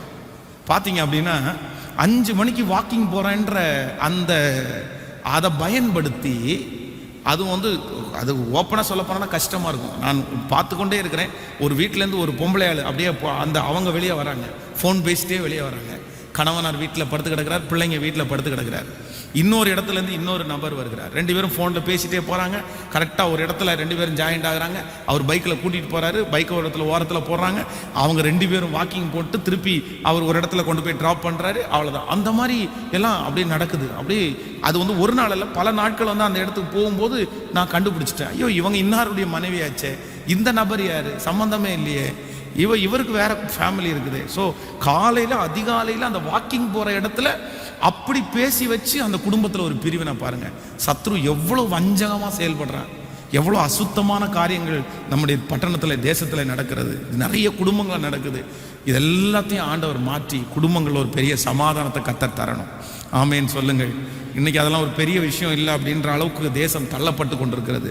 ஆனால் இல்லை, ஆண்டவருடைய பிள்ளைங்களுடைய குடும்பத்தில் இப்படி நடக்கவே கூடாது. ஆமேன்னு சொல்லுங்கள். அதற்காக யார் தரப்பில் நிற்கிறது, யார் ஜெபிக்கிறது? நம்ம தான் இன்னைக்கு ஜெபிக்க போகிறோம். ஆண்டவரே, என் குடும்பத்தில் ஒரு சமாதானம் வரட்டும், என் பிள்ளையினுடைய குடும்பத்தில் ஒரு சமாதானம் வரட்டும், உடஞ்சு போய் கிடக்கிற குடும்பங்கள் எல்லாம் சீரமையட்டும், எல்லாம் ஒன்றாகட்டும். ஆண்டவரே, நீங்கள் ஒன்றுபடுத்துங்க ஆண்டவரே, நீங்கள் வாங்க ஆண்டவரே அப்படின்னு இன்னைக்கு நம்ம விடாப்பிடியாக ஜெபம் பண்ணும்போது ஆண்டவரே இறங்குவார். நம்முடைய பிள்ளைகளுடைய குடும்பத்தில் ஆண்டவர் இறங்குவார். ஆமேன்னு சொல்லுங்கள். எத்தனை பேர் ஆமோதிக்கிறீங்க? அதில் ஒவ்வொரு பேரண்ட்ஸும், பெற்றோர்கள் நிறைய பேர் இந்த இடத்துல வந்திருக்கிறீர்கள். நீங்கள் ரொம்ப கவனமாக இருக்கணும், நீங்கள் ரொம்ப கவனமாக இருக்கணும். நீங்கள் என்ன உங்கள் குடும்பத்தில் பண்ணுறீங்களோ அதுதான் உங்கள் பிள்ளைகளுடைய குடும்பத்தில் வரப்போகுது. அதனால் நீங்கள் ரொம்ப ஜாக்கிரதையாக இருங்க. நீங்கள் எல்லாத்துலேயும் கிளியராக இருங்க. நீங்கள் கிளியராக இருந்தால் தான் உங்கள் பிள்ளைங்க அவங்களுக்கு அந்த ஸ்பிரிட் அப்படியே மூவ் ஆகும். அதனால் உங்களுக்குள்ளே சில தவறுகள், மீறுதல்கள் இருக்குமானாலும் உடனே அதை மாற்றி கர்த்தர் சமூகத்தில் ஒப்புரவாங்க. ஏன்னா நம்ம பிள்ளைகளுடைய வாழ்க்கை பாதிச்சிடக்கூடாது, நம்ம பிள்ளைகளுடைய வாழ்க்கை பாதிச்சிடக்கூடாது. அவர்களுக்காக நம்ம நல்லா வாழ்ந்தாகணும், சரியாக வாழ்ந்தாகணும். ஆமேன்னு சொல்லுங்கள். எத்தனை பேர் ஆமோதிக்கிறீங்க? அதான் நான் அடிக்கடி சொல்லுவேனே, மடியில் நெருப்பு போட்டுட்டு அது வேகாது அப்படின்னு நினைக்க முடியாது. அதனால் நம்ம ரொம்ப ஜாக்கிரதையாய் கையாள வேண்டிய விஷயம். எல்லாரும் இன்னைக்கு குடும்பத்திற்காக தான் நம்ம ஜெபிக்க போகிறோம். இன்னைக்கு இருக்கிற ஃபாஸ்டிங் ப்ரேயர் என்னோடு இணைந்து இந்த லைவில் இருக்கிறவங்களும் சர்ச்சில் இருக்கிறவங்களும் எல்லாரும் குடும்பங்களுக்காக நம்ம திறப்பில் நிற்க போகிறோம். ஆண்டவரே, என் குடும்பத்துக்கு ஒரு பெரிய பாதுகாப்பை தாங்க ஆண்டவரே. பாருங்கள், இந்த யோபுனுடைய குடும்பத்தில் பார்த்தீங்க அப்படின்னு சொன்னால் அவன் குடும்பத்தின் மேலே தான் சத்துரு கை வைக்கிறான். பாருங்களேன், அவ்வளோ பெரிய விசுவாச வீரனா யோபு இருந்தாலும் அவனுடைய மனைவி விசுவாசத்தில் குறைவாக இருந்தாங்கல்ல. லோத்து விசுவாச வீரனா இருந்தாலும் லோத்துனுடைய மனைவி விசுவாச குறைவா இருந்தாங்கல்ல. அப்போ சில குடும்பங்களில் அப்படித்தான், அவங்க அப்படி இருந்தாலும் இவங்க அப்படி விசுவாச குறைவு அப்படின்றது குடும்பங்களுக்குள்ள ஒருத்தருக்கு ஒருத்தர் இருந்துட்டு தான் இருக்குது. ஆனா அந்த ஒருத்தர் தேவனோட நடக்கும்போது ஆண்டவர் அவர்கள் மூலமா அந்த குடும்பத்தை கர்த்தர் காப்பாத்துறார். ஆமோதிக்கிறீங்களா இல்லையா? அதனால எல்லாரும் சொல்லுங்கள், ஒரு டைம் சொல்லுங்கள், என் குடும்பம் முக்கியம் அப்படின்னு சொல்லுங்கள். சத்தத்தை உயர்த்தி சொல்லுங்க, என் குடும்பம் முக்கியம், என் குடும்பம் மிக மிக மிக முக்கியம். ஆமேன்னு சொல்லுங்கள். அடுத்த குடும்பம் முக்கியம்னு ஓடுறதில்லை, என் குடும்பம் முதல்ல. நானும் என் பிள்ளைகளும் என் குடும்பமும் மிக முக்கியம். ஃபர்ஸ்ட் அதான் ஆண்டவர் சொல்றாரு, உன் அறையை கட்டிக்கொள், உன் கூடாரத்தின் இடத்தை விசாலமாக்கு, உன் திரைகள் விரிவாகட்டும், அதற்கு பிறகு மற்றவங்களுடைய இதை பார்த்துக்கலாம். ஆமே. ஊரெல்லாம் போய் எல்லாருக்கும் நல்லவங்களா இருந்து நம்ம குடும்பத்தை கைவிட்டா, நம்ம பிள்ளைகளை கைவிட்டா அப்புறம் எப்படிங்க? நம்மளை ஆண்டவர் நம்ம குடும்பத்தில் தலைவனாய் தலைவியாய் வைத்ததற்கு என்ன நோக்கம்? அதனால் ரொம்ப கவனமாக ஆண்டவரே, சுற்றி சுற்றி எங்கே போனாலும் உங்களுடைய ஞாபகத்தில் எது இருக்கணும் அப்படின்னா உங்கள் ஃபேமிலி இருக்கணும். உங்கள் பிள்ளைங்க மேலே ஒரு எண்ணம் இருந்துகிட்டே இருக்கணும். உங்கள் மகள் மேலே ஒரு எண்ணம் இருந்துகிட்டே இருக்கணும். உங்கள் மகன் மேலே ஒரு எண்ணம் இருந்துகிட்டே இருக்கணும். உங்கள் கணவன் மேலே ஒரு எண்ணம் இருந்துகிட்டே இருக்கணும். உங்கள் மனைவி மேலே ஒரு எண்ணம் இருந்துகிட்டே இருக்கணும். எங்கே இருக்காங்க, என்ன செய்கிறாங்க, என்ன பண்ணிட்டு இருக்காங்க? அப்படிப்பட்டவங்களுடைய குடும்பம் தான் கட்டி காக்கப்படும். ஆமேன்னு சொல்லுங்கள். எத்தனை நாள் தான் சொந்தக்காரங்களுக்காகவே ஓடிட்டு இருக்கிறது, அண்ணன் தம்பிக்காகவே ஓடிட்டு இருக்கிறது. சிலர் பாருங்க, அப்படியே ஞானமே இல்லாமல் அந்த அண்ணன் தம்பி பாசம் பாசம் பாசம்னு காமிச்சு தன்னுடைய குடும்பத்தை கொஞ்சம் கூட கவனிக்காம அப்படியே வாழ்க்கையை தொலைச்சவங்க எத்தனையோ பேர் இருக்காங்க. அப்படியெல்லாம் இருக்கக்கூடாது ஆண்டவருடைய பிள்ளைங்க. நானும் என் வீட்டாருமோ என்றால் கர்த்தரையே சேவிப்போம். ஹல்லேலூயா. ஃபர்ஸ்ட் கர்த்தர், முதல்ல கர்த்தர், ரெண்டாவது கணவன் மனைவி, மூன்றாவது பிள்ளைகள், நான்காவது அம்மா அப்பா, அடுத்துதான் ஒன்னொன்னா அப்படியே போகணுமே தவிர வேற இந்த இந்த இந்த ரிலேஷன்ஷிப்பில் வேற எதுவுமே இடையில வந்துடக்கூடாது. அப்படிதான் முதல்ல ஆண்டவர், அதுக்கப்புறம் கணவன் மனைவி, அதுக்கப்புறம் பிள்ளைகள், அதுக்கப்புறம் வேலை, அதுக்கப்புறம் சொந்தக்காரங்க, அப்படி தான் போகணும்.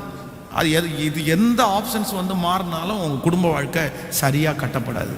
அதனால் எல்லாரும் அப்படி உட்காந்துட்டே கையை மேலே உயர்த்தி, ஆண்டவரே என் குடும்பத்தை கையில் எடுங்க ஆண்டவரே. ஒருவேளை உங்களுடைய கணவனார் மாற்று வழிகளிலே இருக்கிறாரோ, உங்களுடைய மனைவி மாற்று வழிகளே இருக்கிறாரோ, என் பிள்ளைக்கு ரொம்ப கவலைப்படுறேன் பாஸ்டர், என் பிள்ளையினுடைய குடும்பம் நல்லா இல்லை, என் மகனுடைய குடும்பம் நல்லா இல்லை, என் பிள்ளைங்க 2 பேரும் கஷ்டப்பட்டுட்டே இருக்காங்க, அவங்களுக்கு இன்னும் வாழ்க்கை அமையவே இல்லை. இப்படி பெரிய போராட்டத்தோடு இருக்கிற ஒவ்வொரு பிள்ளைகளும் குடும்பத்திற்காக திறப்பில் நிற்கிறோம். ஆண்டவரை தவிர நமக்கு வேறு யார் இருக்கிறார்? கர்த்தரை தவிர நமக்கு யார் உண்டு? அவர் நினைத்தால் சகலம் வெற்றியாய் நடக்கும். நம்முடைய குடும்பத்தில் சமாதானம் நதியை போல புரண்டு ஓடும். நம்முடைய பிள்ளைகளுடைய வாழ்க்கையிலே சமாதானம் நதியை போல புரண்டு ஓடும். ஹல்லேலூயா, ஹல்லேலூயா, ஹல்லேலூயா. சந்ததிகள் இல்லாத ஒவ்வொரு பிள்ளைகளுடைய குடும்பத்திலையும் கர்த்தர் நல்ல சந்ததிகளை கர்த்தர் கட்டளையிடுவாராக. ஹல்லேலூயா. நம்முடைய குடும்பத்திலே மலடு என்கிறது இல்லை. ஆமேன், ஆமேன், ஆமேன். ஜெபம் பண்ணுவோம். தகப்பனே, ஒருவேளை நம்ம ஜெபிக்காம இருக்கிறதுனால ஒருவேளை இருக்கலாம். ஆண்டவரே, என் குடும்பத்தை என் கையில் கொடுங்க ஆண்டவரே, என் குடும்பத்தை காப்பாற்றுங்க ஆண்டவரே, என் குடும்பத்தை போஷிங்க ஆண்டவரே, என் குடும்பத்திற்கு விரோதமாக எழும்பப்படுகிற சத்துருடைய கிரியைகள் அழிவதாக, நிர்மூலமாவதாக. தேவனே, நான் யாரிடத்தில் போவேன், நான் யாரிடத்தில் சொல்லுவேன்? சொல்ல முடியாத பிரச்சனை ஆண்டவரே. என் கணவனாரை குறித்து சொல்ல முடியாது, என் மனைவியை குறித்து சொல்ல முடியாது, என் பிள்ளைகளை குறித்து சொல்ல முடியாது. அதனால மனம் திறந்து இன்றைக்கு உங்களோட சொல்லுகிறேன், என் கணவனாரை நோக்கி பாரும், என் மனைவியை நோக்கி பாரும், என் பிள்ளைகளை நோக்கி பாரும், என் தாய் தகப்பனை நோக்கி பாரும். இயேசுவே, ஹல்லேலூயா. இப்பொழுது உடைந்து கிடக்கிற அந்த குடும்பம் ஒன்று சேரட்டும் ஆண்டவரே. வாக்குவாதங்கள் மாறுவதாகப்பா, வாக்குவாதங்கள் மாறுவதாகப்பா. எங்க மேல இருக்கிற தவறுகளை தயவா மன்னிச்சிருங்க ஆண்டவரே. அப்பா, தயவா மன்னிச்சிருங்க ஆண்டவரே. எங்க குடும்பம் கட்டப்படணும், எங்க குடும்பம் வாழணும், எங்க பிள்ளைங்க வாழணும் ஆண்டவரே. எங்க குடும்பத்துல சமாதானம் உண்டாகணும், எங்க குடும்பத்துல சந்தோஷம் உண்டாகணும், எங்க குடும்பத்துல சம்பாதிக்கிற பணம் நிற்கணும். தகப்பனே, தகப்பனே, எங்க குடும்பத்துல உலாவுங்க ராஜா. ஹல்லேலூயா. யோபு சொன்னது போல கர்த்தருடைய ரகசிய செயல் என் கூடாரத்தின் மேல், கூடாரத்தின் மேல், கூடாரத்தின் மேல் கர்த்தருடைய ரகசிய செயல் எங்களுடைய கூடாரத்தின் மேல் இருப்பதாக ராஜா. ஹல்லேலூயா. இது பெத்தேல், இது வானத்தின் வாசல், இங்கே தேவ தூதர்கள் ஏறுகிறவர்களும் இறங்குறவர்களுமா இருக்கிறார்கள் அப்படின்னு சொன்னது மாதிரி எங்க ஒவ்வொருத்தருடைய வீடும் ஒரு பெத்தேலாய் மாறுவதாக ராஜா. ராஜா, ராஜா, ராஜா, நீர் எங்க வீட்டுல ஏறணும், நீர் எங்க வீட்டுல இறங்கணும், எங்க ஜெப விண்ணப்பெல்லாம் நீங்க கொண்டு போகணும், அதே மாதிரி பதிலெல்லாம் கொண்டு வந்து கொடுக்கணும். அப்பா, எங்களுடைய ஒவ்வொருத்தருடைய வீடும் பெத்தேலாய் மாறுவதாக. ஹல்லேலூயா. தலை சாய்க்கும் கல்லு நீர்தான் ஆண்டவரே. ஓ ஹல்லேலூயா. அப்பா, எங்களுடைய வீடுகளிலே நீர் இருப்போம், நாங்க உங்க மடியில தலை சாய்க்கணும் ஆண்டவரே, உங்க மடியில படுத்து தூங்கணும், நிம்மதியா தூங்கணும். அந்த சண்டைகள் மாறுவதாக, அந்த வாக்குவாதங்கள் மாறுவதாக, அந்த கோபங்கள் மாறுவதாக. குடும்பத்திற்கு விரோதமாக இருக்கிற சத்துருடைய கை இப்பொழுது இயேசுவின் நாமத்தில் முறிந்து விழுவதாக. சாப கட்டு உடையட்டும். அம்மாவுடைய கட்டு, வம்சாவளி சாபம், அப்பாவுடைய கட்டு இயேசுவின் நாமத்தினால குடும்பங்களிலே இருக்கிற அந்த வம்சாவளி சாபங்கள் இப்பொழுது இயேசுவின் நாமத்தில் உடைக்கப்படுவதாக. சந்தனரமோ. ஹalleluya.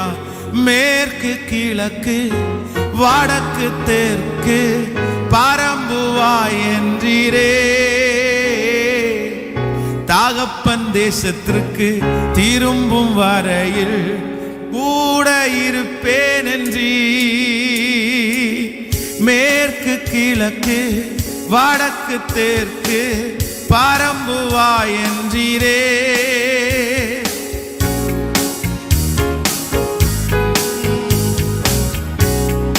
வாக்குரைத்தீரே, சொன்னதை செய்யும் அழவும் கைவிடவே மாட்டீ. சொல்லுவோம், சொன்னதை செய்யும் அழவும் கைவிடவே மாட்டீ. ஏல் பெத்தேல் ஏல் பெத்தேல் வானத்தின் வாசல் செய்யா. ஆசீர்வாதத்தின் வாசல் ஏல் பெத்தேல் ஏல் பெத்தேல் வானத்தின் வாசல் செய்யா. ஆசீர்வாதத்தின் வாசல். ஹalleluya, ஹalleluya. எல்லாரும் அப்படியே எழுப்பி நிற்கலாமா? எழுப்பி நின்று பிரைஸ் தி லார்ட். நன்றி ஆண்டவரே. ஹalleluya. நம்முடைய குடும்பங்களுக்காக ஒரு 3 ஜெப குறிப்புகளுக்காக நம்ம ஜெபித்து இன்னைக்கு முடிக்க போறோம். ஆமென். ஹalleluya. கைகளை உயர்த்தி ஒரு ஹalleluya சொல்லுங்க. நம்பர் 1, முதலாவதாக நம்முடைய குடும்பத்திற்காக எதை ஜெபிக்க போறோம் அப்படின்னா, வம்சாவளி சாபங்கள் நம்முடைய குடும்பத்தை தொடரக்கூடாதுன்னு ஜெபம் பண்ணணும். ஆமென். வம்சாவளி சாபங்கள் நம்முடைய குடும்பத்தை தொடரக்கூடாது. கடந்த நாட்களிலே ஒரு குடும்பம் என்கிட்ட ஜெபம் பண்ண வரும்போது, ஒரு தகப்பனாருக்கு கேன்சர் வியாதியினால் பாதிக்கப்பட்டிருக்கிறேன். அப்போது நான் அவருக்காக ஜெபம் பண்ணும்போது அவங்க சொன்னாங்க, பாஸ்டர் போன வருஷம்தான் அவங்க தம்பி இறந்தார். அந்த பிரதருடைய குடும்பத்தில் 4 பசங்க, 4 பசங்களும் 4 பேருக்கும் ஒரே மாதிரி கேன்சர், ஒரே மாதிரி ஒரே இடத்துல. இன்றைக்கி ஒருத்தர் மட்டும்தான் உயிரோடு இருக்கிறார். மற்றவங்க 4 பேரும் கேன்சர் 3 பேரும் கேன்சர் இறந்துட்டாங்க. இவருக்கும் இப்போ 3rd ஸ்டேஜ் போச்சு அப்படின்னு டாக்டர் சொல்கிறாங்க. அப்போ அந்த குடும்பத்தில் இருக்கிற சாப கட்டு அவங்கள தொடருது. அதே போல் சில குடும்பங்களை பார்த்தீங்க அப்படின்னு சொன்னால், இந்த கணவன் மனைவி 2 பேரும் அவங்க ஒன்றா இருக்க மாட்டாங்க. அவங்க பிள்ளைங்க பார்த்தீங்க அப்படின்னா திருமணமாகி அவங்க கணவன் மனைவி ஒன்றா இருக்க மாட்டாங்க. இப்படியே 3-4 ஜென்ரேஷன் பார்த்தீங்க அப்படின்னா கணவனாரோடைய பிள்ளைங்க இல்லாத மாதிரி அப்படி. அப்புறம் குழந்தை பாக்கியம் தடை. இந்த மாதிரி வம்சாவளி சாபங்கள் நிறைய பேருடைய குடும்பத்தில் தொடருது. அப்பாவுக்கு பார்த்தீங்கன்னா ஒரு அப்பா சுகரில் இறந்து போகிறாரு. அந்த அவருடைய அவருடைய மரணத்தை பார்த்த உடனே அந்த மகள் அவ்வளோதான், அவ ரொம்ப சின்ன பொண்ணு தான், ஆனால் சர்க்கரையை யூஸ் பண்ணுறதில்ல. ஏன்னா எங்கள் அப்பா இவ்வளோ கஷ்டப்பட்டு இறந்தாரு, நான் அப்படியே சர்க்கரையை யூஸ் பண்ண அப்படி. அந்த மாதிரி சில சாப கட்டுகள் நம்ம வம்சங்களை தொடருது. இங்கே கூட இந்த ஜபத்தில் கூட யாராவது இருப்பீங்க, எங்கள் அம்மாவுக்கு இந்த மாதிரி தான் இருந்துச்சு, எங்கள் அப்பாவுக்கு இந்த மாதிரி தான் இருந்துச்சு, எங்கள் குடும்பத்தில் இப்படி இருக்குது. நான் என்ன நம்புகிறேன் அப்படின்னா, சாபத்தை உனக்கு ஆசீர்வாதமாக மாறப்பண்ணின கர்த்தர் நம்மோடு கூட இருக்கிறார். அல்லேலூயா. அந்த சாபங்கள் நம்மை தொடராது. நம்ம எல்லாரும் அதுக்காக அறிக்கை பண்ணணும். அதற்காக ஆண்டவரே, என்னுடைய சரீரத்தில் ஓடுற பிளட்டு அது எங்கள் வம்சத்தினுடைய பிளட் அல்ல, அது உங்கள் ரத்தம். நான் ரட்சிக்கப்பட்டுட்டேன், உங்கள் ரத்தத்தால் நான் கழுவப்பட்டுட்டேன். ஸோ என் குடும்பத்தில் இருக்கிற எந்த வம்சாவளி சாபமும் என்னை தொடர்றதுக்கு அதிகாரமே இல்லை. ஏன்னா என் ரத்தம் அது என்னுடைய ரத்தத்தோட சேர்ந்து இயேசுவின் ரத்தம் கலந்துருக்கிறது. ஒரு பெரிய வைராக்கியம் நமக்கு இருக்கிறது. அதனால எல்லாரும் ஜெபம் பண்ணுவோம், எல்லாரும் ஜெபம் பண்ணுவோம். ஹalleluya, ஹalleluya. முதல் ஜெப குறிப்பை வைத்து எனக்கோ என்னுடைய பிள்ளைகளுக்கோ என் வம்சத்திற்கோ ஆண்டவரே, வம்சாவளி சாபங்கள் இயேசு கிறிஸ்துவின் நாமத்தினால ஹalleluya, ஹalleluya. இந்த ஜெபத்துல கலந்து கொண்டிருக்கிற எந்த பிள்ளைகளுக்கு அப்படிப்பட்ட சாபம் தொடருகிறதோ, அப்பா மேல இருந்த சாபம், தாத்தா மேல இருந்த சாபம், குடும்பத்தின் மேல இருந்த சாப கட்டு உங்க நாமத்தினால, உங்க ஊழியக்காரனாகிய நான் பலிபீடத்திலிருந்து பிள்ளைகளுக்காய் திறப்பிலே நிற்கிறேன். சகல சாபத்தையும் முறிக்கிற வல்லமை உம்மிடத்திலே இருக்கிறது ராஜா. நீ சாபத்தை உடைக்கிற கர்த்தர். சாபத்தை ஆசீர்வாதமாய் மாற பண்ணின கர்த்தர். இப்பொழுது அந்த சாபங்கள் இயேசுவின் நாமத்தினால, இயேசுவின் நாமத்தினால ஆசீர்வாதமாய் மாறுவதாக, ஆசீர்வாதமாய் மாறுவதாக. அடைக்கப்பட்ட கர்ப்பங்கள் திறக்கட்டும், அடைக்கப்பட்ட கர்ப்பங்கள் திறக்கட்டும். திருமண தடைகள் இயேசுவின் நாமத்தினாலே மாறுவதாக, மாறுவதாக. அந்த சரீரத்திலே இருக்கிற அந்த வியாதி, குடும்ப வியாதி, பரம்பரை வியாதி இயேசுவின் நாமத்தினால இப்பொழுது இப்பொழுது இப்பொழுது மாற்றப்படுவதாக, அது எடுக்கப்படுவதாக. ராஜா, எங்களுடைய ரத்தம் எல்லாம் இயேசுவின் ரத்தம், இயேசுவின் ரத்தம். உச்சம் தலை முதல் உள்ளம் கால் வரை எங்களுடைய சரீரத்திலே ஓடுகிற ஒவ்வொரு ரத்தமும் அது என் இயேசுவின் ரத்தத்திற்கு சம்பந்தப்பட்டது, இயேசுவினுடைய ரத்தத்திற்கு உரியது. ஹல்லேலூயா. இப்பொழுதே இப்பொழுதே இப்பொழுதே நான் கேன்சல் பண்ணி ஜெபிக்கிறேன், கேன்சல் பண்ணி ஜெபிக்கிறேன். அந்த சாபத்திலிருந்து என் பிள்ளைகளுக்கு விடுதலை தந்ததற்காக நன்றி ராஜா. அப்பாவுடைய கடன், அம்மாவுடைய கடன் பாரம் என் பிள்ளைகளை தொடவே கூடாது ராஜா.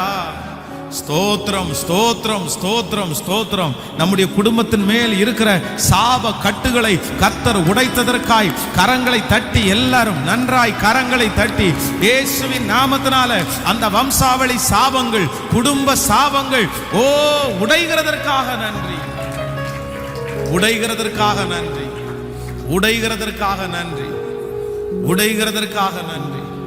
ஸ்தோத்திரம், ஸ்தோத்திரம், ஸ்தோத்திரம், ஸ்தோத்திரம். Praise the Lord. அடுத்த இரண்டாவது ஜெப குறிப்பு, 3 ஜெப குறிப்புக்காக ஜெபம் பண்ணி முடிப்போம். இரண்டாவது குடும்பத்திற்காக நம்ம ஜெபிக்கிறது எதுக்காக ஜெபிக்கணும்னா, அடுத்த ஜெனரேஷன் பிள்ளைகளுக்காக நம்ம ஜெபிக்கணும். நம்முடைய பிள்ளைகளுக்காக நம்ம ஜெபிக்காம விடவே கூடாது. ஆண்டவர் சொல்லியிருக்கிறாரு, நீங்கள் உங்கள் பிள்ளைகளுக்காக அழுங்கள். அதனால பிள்ளைகளுக்காக ஜெபிக்க வேண்டிய அவசியம் இருக்குது. ஒவ்வொரு பெற்றோரும், நான் சொல்றேன், நீங்க உங்க பிள்ளைகளுக்கு கொடுக்கிற பெரிய சொத்தே ஜெபம்தான். நீங்க ஒண்ணுமே தர வேண்டாம் உங்க பிள்ளைக்கு. எனக்கு என் பிள்ளைக்கு வந்து சொத்து கொடுக்க முடியலையே, எனக்கு ஒரு 5 சென்ட் நிலம் கொடுக்க முடியலையே, எனக்கு ஒரு வீடு வாங்கி கொடுக்கலையே, நீங்க கவலையே படாதீங்க. உங்க பிள்ளை நல்ல வீட்டில் குடியிருப்பாங்க, உங்க பிள்ளை நிறைய பத்திரத்துக்கு கையெழுத்து போடுவாங்க. ஆனா உங்க பிள்ளைகளுக்காக ஜெபம் மட்டும் பண்ணாம இருக்காதீங்க. உங்க பிள்ளைகளுக்கு எல்லாம் கிடைக்கணும்னா உங்க ஜெபம் வந்து உங்க பிள்ளைகளுக்காக இருக்கணும். ஆமென். வேற எதை குறித்து நீங்க கவலைப்பட வேண்டாம். எதுவுமே நகை சேர்த்து வைக்கல, எதுவுமே பயப்படாதீங்க. ஜெபத்தை மட்டும் நிறைய சேர்த்து வைங்க.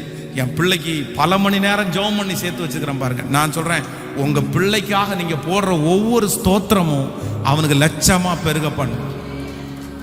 இங்க இருக்கிற நிறைய பேர் சாட்சி கூட சொல்லுவீங்க. நீங்க நிறைய பேர் இன்னைக்கு நல்லா இருக்கிறதுக்கு காரணம் நிறைய பேருடைய பேரண்ட்ஸுடைய ஜெபம். எங்க அம்மா அப்படி ஜெபம் பண்ணுவாங்க பாஸ்டர், எங்க அப்பா அப்படி ஜெபம் பண்ணுவாங்க, அழுது ஜெபம் பண்ணுவாங்க. எங்க அம்மாவுடைய ஜெபம் தான் இன்னைக்கு நான் நல்லா இருக்கேன்னு சொல்லுவாங்கல்ல. அதனால நம்ம எல்லாருமே நம்முடைய பிள்ளைகளுக்காக, ஒருவேளை பிள்ளைகளோட வந்திருக்கிறவங்க உங்க பிள்ளைங்க பக்கத்தில் இருப்பாங்கன்னா அவங்க தலையில கை வச்சு நீங்க ஜெபம் பண்ணுங்க. ஆண்டவரே, என் பிள்ளையை நான் ஆசீர்வதிக்கிறேன், என் பிள்ளைக்காக ஜெபிக்கிறேன், என் பிள்ளை வாழ்ந்திருக்கணும், என் பிள்ளைக்காக கண்ணீர் விட்டு ஜெபம் பண்ணுங்க. அதெல்லாம் ஒன்றும் தப்பு இல்லை. ஆண்டவர் நம்முடைய பிள்ளைகளை ஆசீர்வதிப்பார், அடுத்த ஜெனரேஷன் ஆசீர்வதிப்பார்.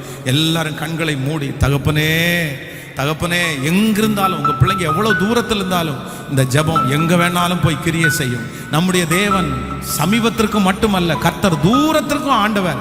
உங்க பிள்ளைங்க எந்த ஊர்ல இருந்தாலும் கர்த்தர் உங்க பிள்ளைகளை தொடுவாரு, உங்களை ஆசீர்வதிப்பார். ஆண்டவரே, என் பிள்ளைக்காக நான் திறப்புல நிக்கிறேன்னு சொல்லி ஜெபம் பண்ணுங்க. பா, என் மகளுக்காய் நான் திறப்புல நிக்கிறேன், என் மகனுக்காய் திறப்புல நிக்கிறேன்.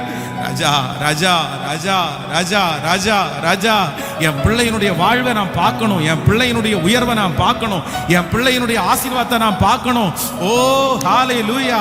என் பிள்ளையினுடைய வாழ்க்கையில சந்தோஷ சத்தத்தை நான் கேட்கணும், என் பிள்ளையினுடைய வாழ்க்கையில மேலதாள சத்தத்தை நான் பார்க்கணும். என் பிள்ளை ஒரு வீடை வாங்கணும், என் பிள்ளை கரையம் பண்ணணும், என் பிள்ளையினுடைய கை அதற்கு சைன் போடணும். அப்பா, என் பிள்ளை வியாதியா இருக்கக்கூடாது, என் பிள்ளை கஷ்டப்படக்கூடாது, என் பிள்ளையினுடைய கண்ணீர் அது ஆனந்த கண்ணீரா மாறணும். ஹல்லேலூயா. என் பிள்ளை ஆண்டவரே உமக்காக ஊழியம் செய்யணும், உமக்காக பாடணும், உங்க சமூகத்துல நிக்கணும் ஆண்டவரே, பரிசுத்தவான்களோட நிக்கணும் ஆண்டவரே. என் பிள்ளை சமாதானமா தேவனுடைய ஆலயத்திற்கு போகணும். ஹல்லேலூயா, ஹல்லேலூயா. ராஜாவே, நான் திறப்புல நிற்கிறேன், என் பிள்ளைக்காக திறப்புல நிற்கிறேன். இயேசுவின் நாமத்தினால என் பிள்ளைக்கு ஒரு மறைவு கட்டப்படட்டும், ஒரு பாதுகாப்பு சுவர் கட்டப்படட்டும். இயேசுவின் நாமத்தினால அவனுக்கு விரோதமாய் அவளுக்கு விரோதமாய் போராடுகிற எல்லா அந்தகார கிரியைகளும் அழிவதாக. என் பிள்ளை உமக்குள்ள வளரணும் ஆண்டவரே, வேதத்தை நேசிக்கணும் ஆண்டவரே, அவங்க வேதத்தை படிக்கணும்ப்பா, அவன் முழங்கால் போட்டு ஜெபம் பண்ணணும்ப்பா, உங்களை நம்பணும், உங்களை விசுவாசிக்கணும். ஹல்லேலூயா, ஹல்லேலூயா. என் பிள்ளையினுடைய வாழ்வை பார்க்காம நான் போக மாட்டேன், உங்களை நான் விட மாட்டேன். என் பிள்ளையினுடைய உயர்வை பார்க்காம நான் உங்களை விட மாட்டேன், விடமாட்டேன், விடமாட்டேன். என் பிள்ளைக்கு பலவீனம் இல்லாத சரீரம் வேணும் ஆண்டவரே, வேணும் ஆண்டவரே. என் பிள்ளை சாட்சியா நிக்கணும் ஆண்டவரே. சோத்ரம், சோத்ரம், சோத்ரம், சோத்ரம், சோத்ரம். சாலோமோனுடைய சமாதானமான ஆண்டுகள் எங்க பிள்ளைங்க மேல வைக்கப்படணும். நன்றி, நன்றி, நன்றி, நன்றி ஆண்டவரே, நன்றி, நன்றி அப்பா, நன்றி அப்பா, நன்றி அப்பா, நன்றி அப்பா, நன்றி அப்பா, நன்றி அப்பா, நன்றி, நன்றி, நன்றி ஆண்டவரே. கர்த்தர் நம்முடைய ஜெபத்தை கேட்டதற்காய் எல்லாரும் கரங்களை தட்டி கர்த்தருடைய நாமத்தை மகிமைப்படுத்துவோம். ஸ்தோத்திரம், ஸ்தோத்திரம், ஸ்தோத்திரம். கடைசியாக நம்முடைய பிள்ளைகளுக்காக ஜெபிக்கக்கூடிய மிகப்பெரிய ஒரு ஜெப குறிப்பு என்னன்னா, நம்ம பிள்ளைங்க எல்லாருமே ஆண்டவருடைய கையை இறுக்கமா பிடிக்கணும். நம்முடைய குடும்பத்தில் இருக்கிற எல்லாருமே ஆண்டவருடைய கையை இறுக்க பிடிக்கணும். நமக்கு ஒன்று நல்லா தெரியும், அவன் ஆண்டவருடைய கையை அவங்க பிடிச்சிட்டாங்கன்னா அவங்க ஜெயிச்சிருவாங்கன்னு நமக்கு தெரியும். ஏன்னா நம்ம நிறைய பேர் உயிரோடு இருக்கிறதே கர்த்தர் நம்ம மேலே வச்ச இறக்கம். ஆண்டவரை பிடிச்சதுனால தான் நம்ம நிறைய பேர் உயிரோடு இருக்கிறோம். அதனால் நம்முடைய பிள்ளைங்க எல்லாருமே இன்னைக்கு இருக்கிற காலங்களில் அவங்களுக்கு நிறைய படிச்சுட்டாங்க, நிறைய தெரிகிறதுனால அவங்க ரொம்ப டிஸ்டர்பன்ஸ் ஆகுறாங்க. ஆண்டவரே யாருன்னு கேட்குறாங்க, கர்த்தர் யார்? ஜெபம் பண்ணுன்னா கோவம் வந்துடுது, பைபிள் வாசினா கோவம் வந்துடுது, சர்ச்சுக்கு போனால் கோவம் வந்துடுது, சினிமா பார்த்துட்டே இருக்காங்க, டிவி பார்த்துட்டு இருக்காங்க. ஆண்டவருக்குள்ள ஒரு ஈடுபாடா, ஆண்டவருக்குள்ள ஒரு தொடுதலே வரல. ஆண்டவர் அவங்கள தொடலை, ஆண்டவர் அவங்கள மாற்றலை. ஆனால் நம்முடைய பிள்ளைகளுக்கு நம்ம ஜெபிக்க வேண்டிய ஒரு மிகப்பெரிய ஜெப குறிப்பு, கர்த்தர் அவர்களை தொடணும், அதே மாதிரி அவங்களும் கர்த்தரை தொடணும். ஆமேன்னு சொல்லுங்க. அவங்க எப்போ ஆண்டவரை தொடுறாங்களோ அப்போதான் அவங்களுக்கு என்ன புறப்படும்னா, கர்த்தருடைய வல்லமை புறப்படும். அப்போதான் அவங்க மறுரூபம் ஆவாங்க, அப்போதான் அவங்களுடைய சரீரம் மறுரூபமாகும். நான் சொல்றது உங்களுக்கு புரியுதா? கர்த்தரை நம்ம எல்லாருமே என்ன பண்ணணும்னா தொடணும். ஆண்டவர் நம்ம எல்லாரையும் தொட்டிருக்கிறார். நான் திரும்ப திரும்ப சொல்கிறேன், ஆண்டவர் உங்களை எல்லாரும் தொட்டதுனால தான் நம்ம இந்த ஃபாஸ்டிங் ப்ரேயரில் வந்திருக்கிறோம். அதனால தான் நீங்கள் ரட்சிக்கப்பட்டீங்க, அதனால தான் நீங்கள் ஞானஸ்நானம் எடுத்தீங்க. இது கர்த்தருடைய தொடுதல். ஆனால் அடுத்த லெவல் ஒன்று இருக்குது. என்ன அப்படின்னா, நீங்கள் ஆண்டவரை தொடர்றது. அது ஒரு டீப்பான ஒரு ரிலேஷன்ஷிப். அதை தொடர்ற மாதிரி ஆயிரக்கணக்கான பேர் கர்த்தரை தொட்டாங்க. ஆனால் அந்த ஒரே ஒரு நபர் தொட்டதுக்கு வித்தியாசம் இருந்துச்சா? வேதம் சொல்லுது, என்னை தொட்டது யார்? உடனே ஆண்டவர்கிட்ட கேட்குறாங்க, என்ன ஆண்டவர் விளையாட்டுத்தனம் பண்ணுறீங்க? சுற்றி இருக்கிற இத்தனை பேர் உங்களை நெருக்கி போயிட்டு இருக்கும்போது என்னை தொட்டது யாருன்னு கேட்குறீங்க? இல்லை இல்லை இல்லை இல்லை, எல்லாரும் தொட்டதுக்கும் அந்த அம்மா தொட்டதுக்கும் வித்தியாசம் இருக்குது. என்னிடத்திலிருந்து வல்லமை, ஸோ அப்போ வல்லமை புறப்படுற அளவுக்கு தொடணும். நான் சொல்கிறது உங்களுக்கு புரியுதில்ல? கர்த்தரிடத்துலேருந்து வல்லமை வர்ற அளவுக்கு தொடணும். அதை நான் ஃபீல் பண்ணியிருக்கிறேன், அதை நான் உணர்ந்திருக்கிறேன். நான் என் கூட எத்தனையோ பேர் படித்தாங்க. ஆனால் நான் சொல்கிறேன், நான் தொட்டதுக்கு வித்தியாசம் இருக்குது.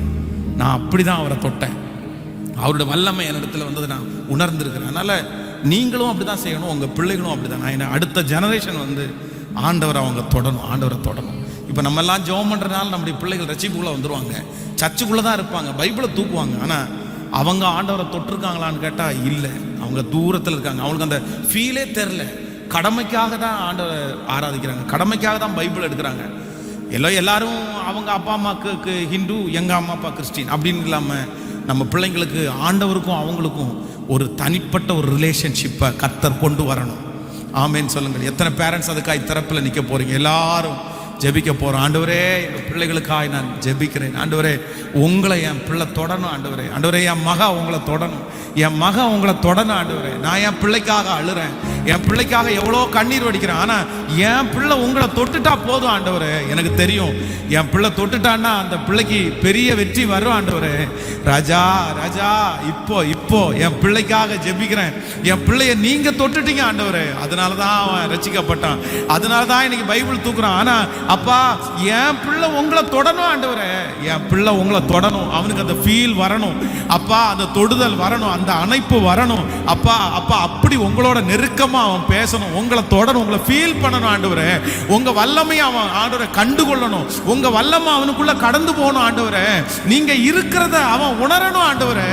ஹல்லேலூயா ஹல்லேலூயா ஹல்லேலூயா. அப்பா ஒரு தொடுதல், என் பிள்ளைகளுக்கும் உமக்கும் ஒரு தொடுதல், எங்க பிள்ளைகளுக்கும் உமக்கும் ஒரு தொடுதல், என் மகனுக்கும் என் மகளுக்கும் உமக்கும் ஒரு தொடுதல். இப்போ இப்போ இப்போ இப்போ அந்த அந்த இடத்துக்கு நீங்க தான்ப்பா கொண்டு வரணும் அப்பா. அந்த இடத்துக்கு நீங்க தான்ப்பா அவனை கவர்ந்து இழுக்கணும். எப்படியாவது அப்பா அவன் உங்க பக்கத்துல வந்துடட்டும் ஆண்டவரே, உங்களை தொட்டுறட்டும் ஆண்டவரே, உங்களை பிடிச்சிடட்டும் ஆண்டவரே. தனிப்பட்ட விதத்துல உங்களோட அவன் பேசணும், உங்களோட நடக்கணும், உங்களை பார்த்து ஜெபிக்கணும். அந்த ஆசை தவிர வேற எந்த ஆசையும் இல்லை. அதற்காய் இப்பொழுது இந்த உபவாச ஜெபத்துல கர்த்தர் ஒரு கிருபையை கட்டளையிடும்.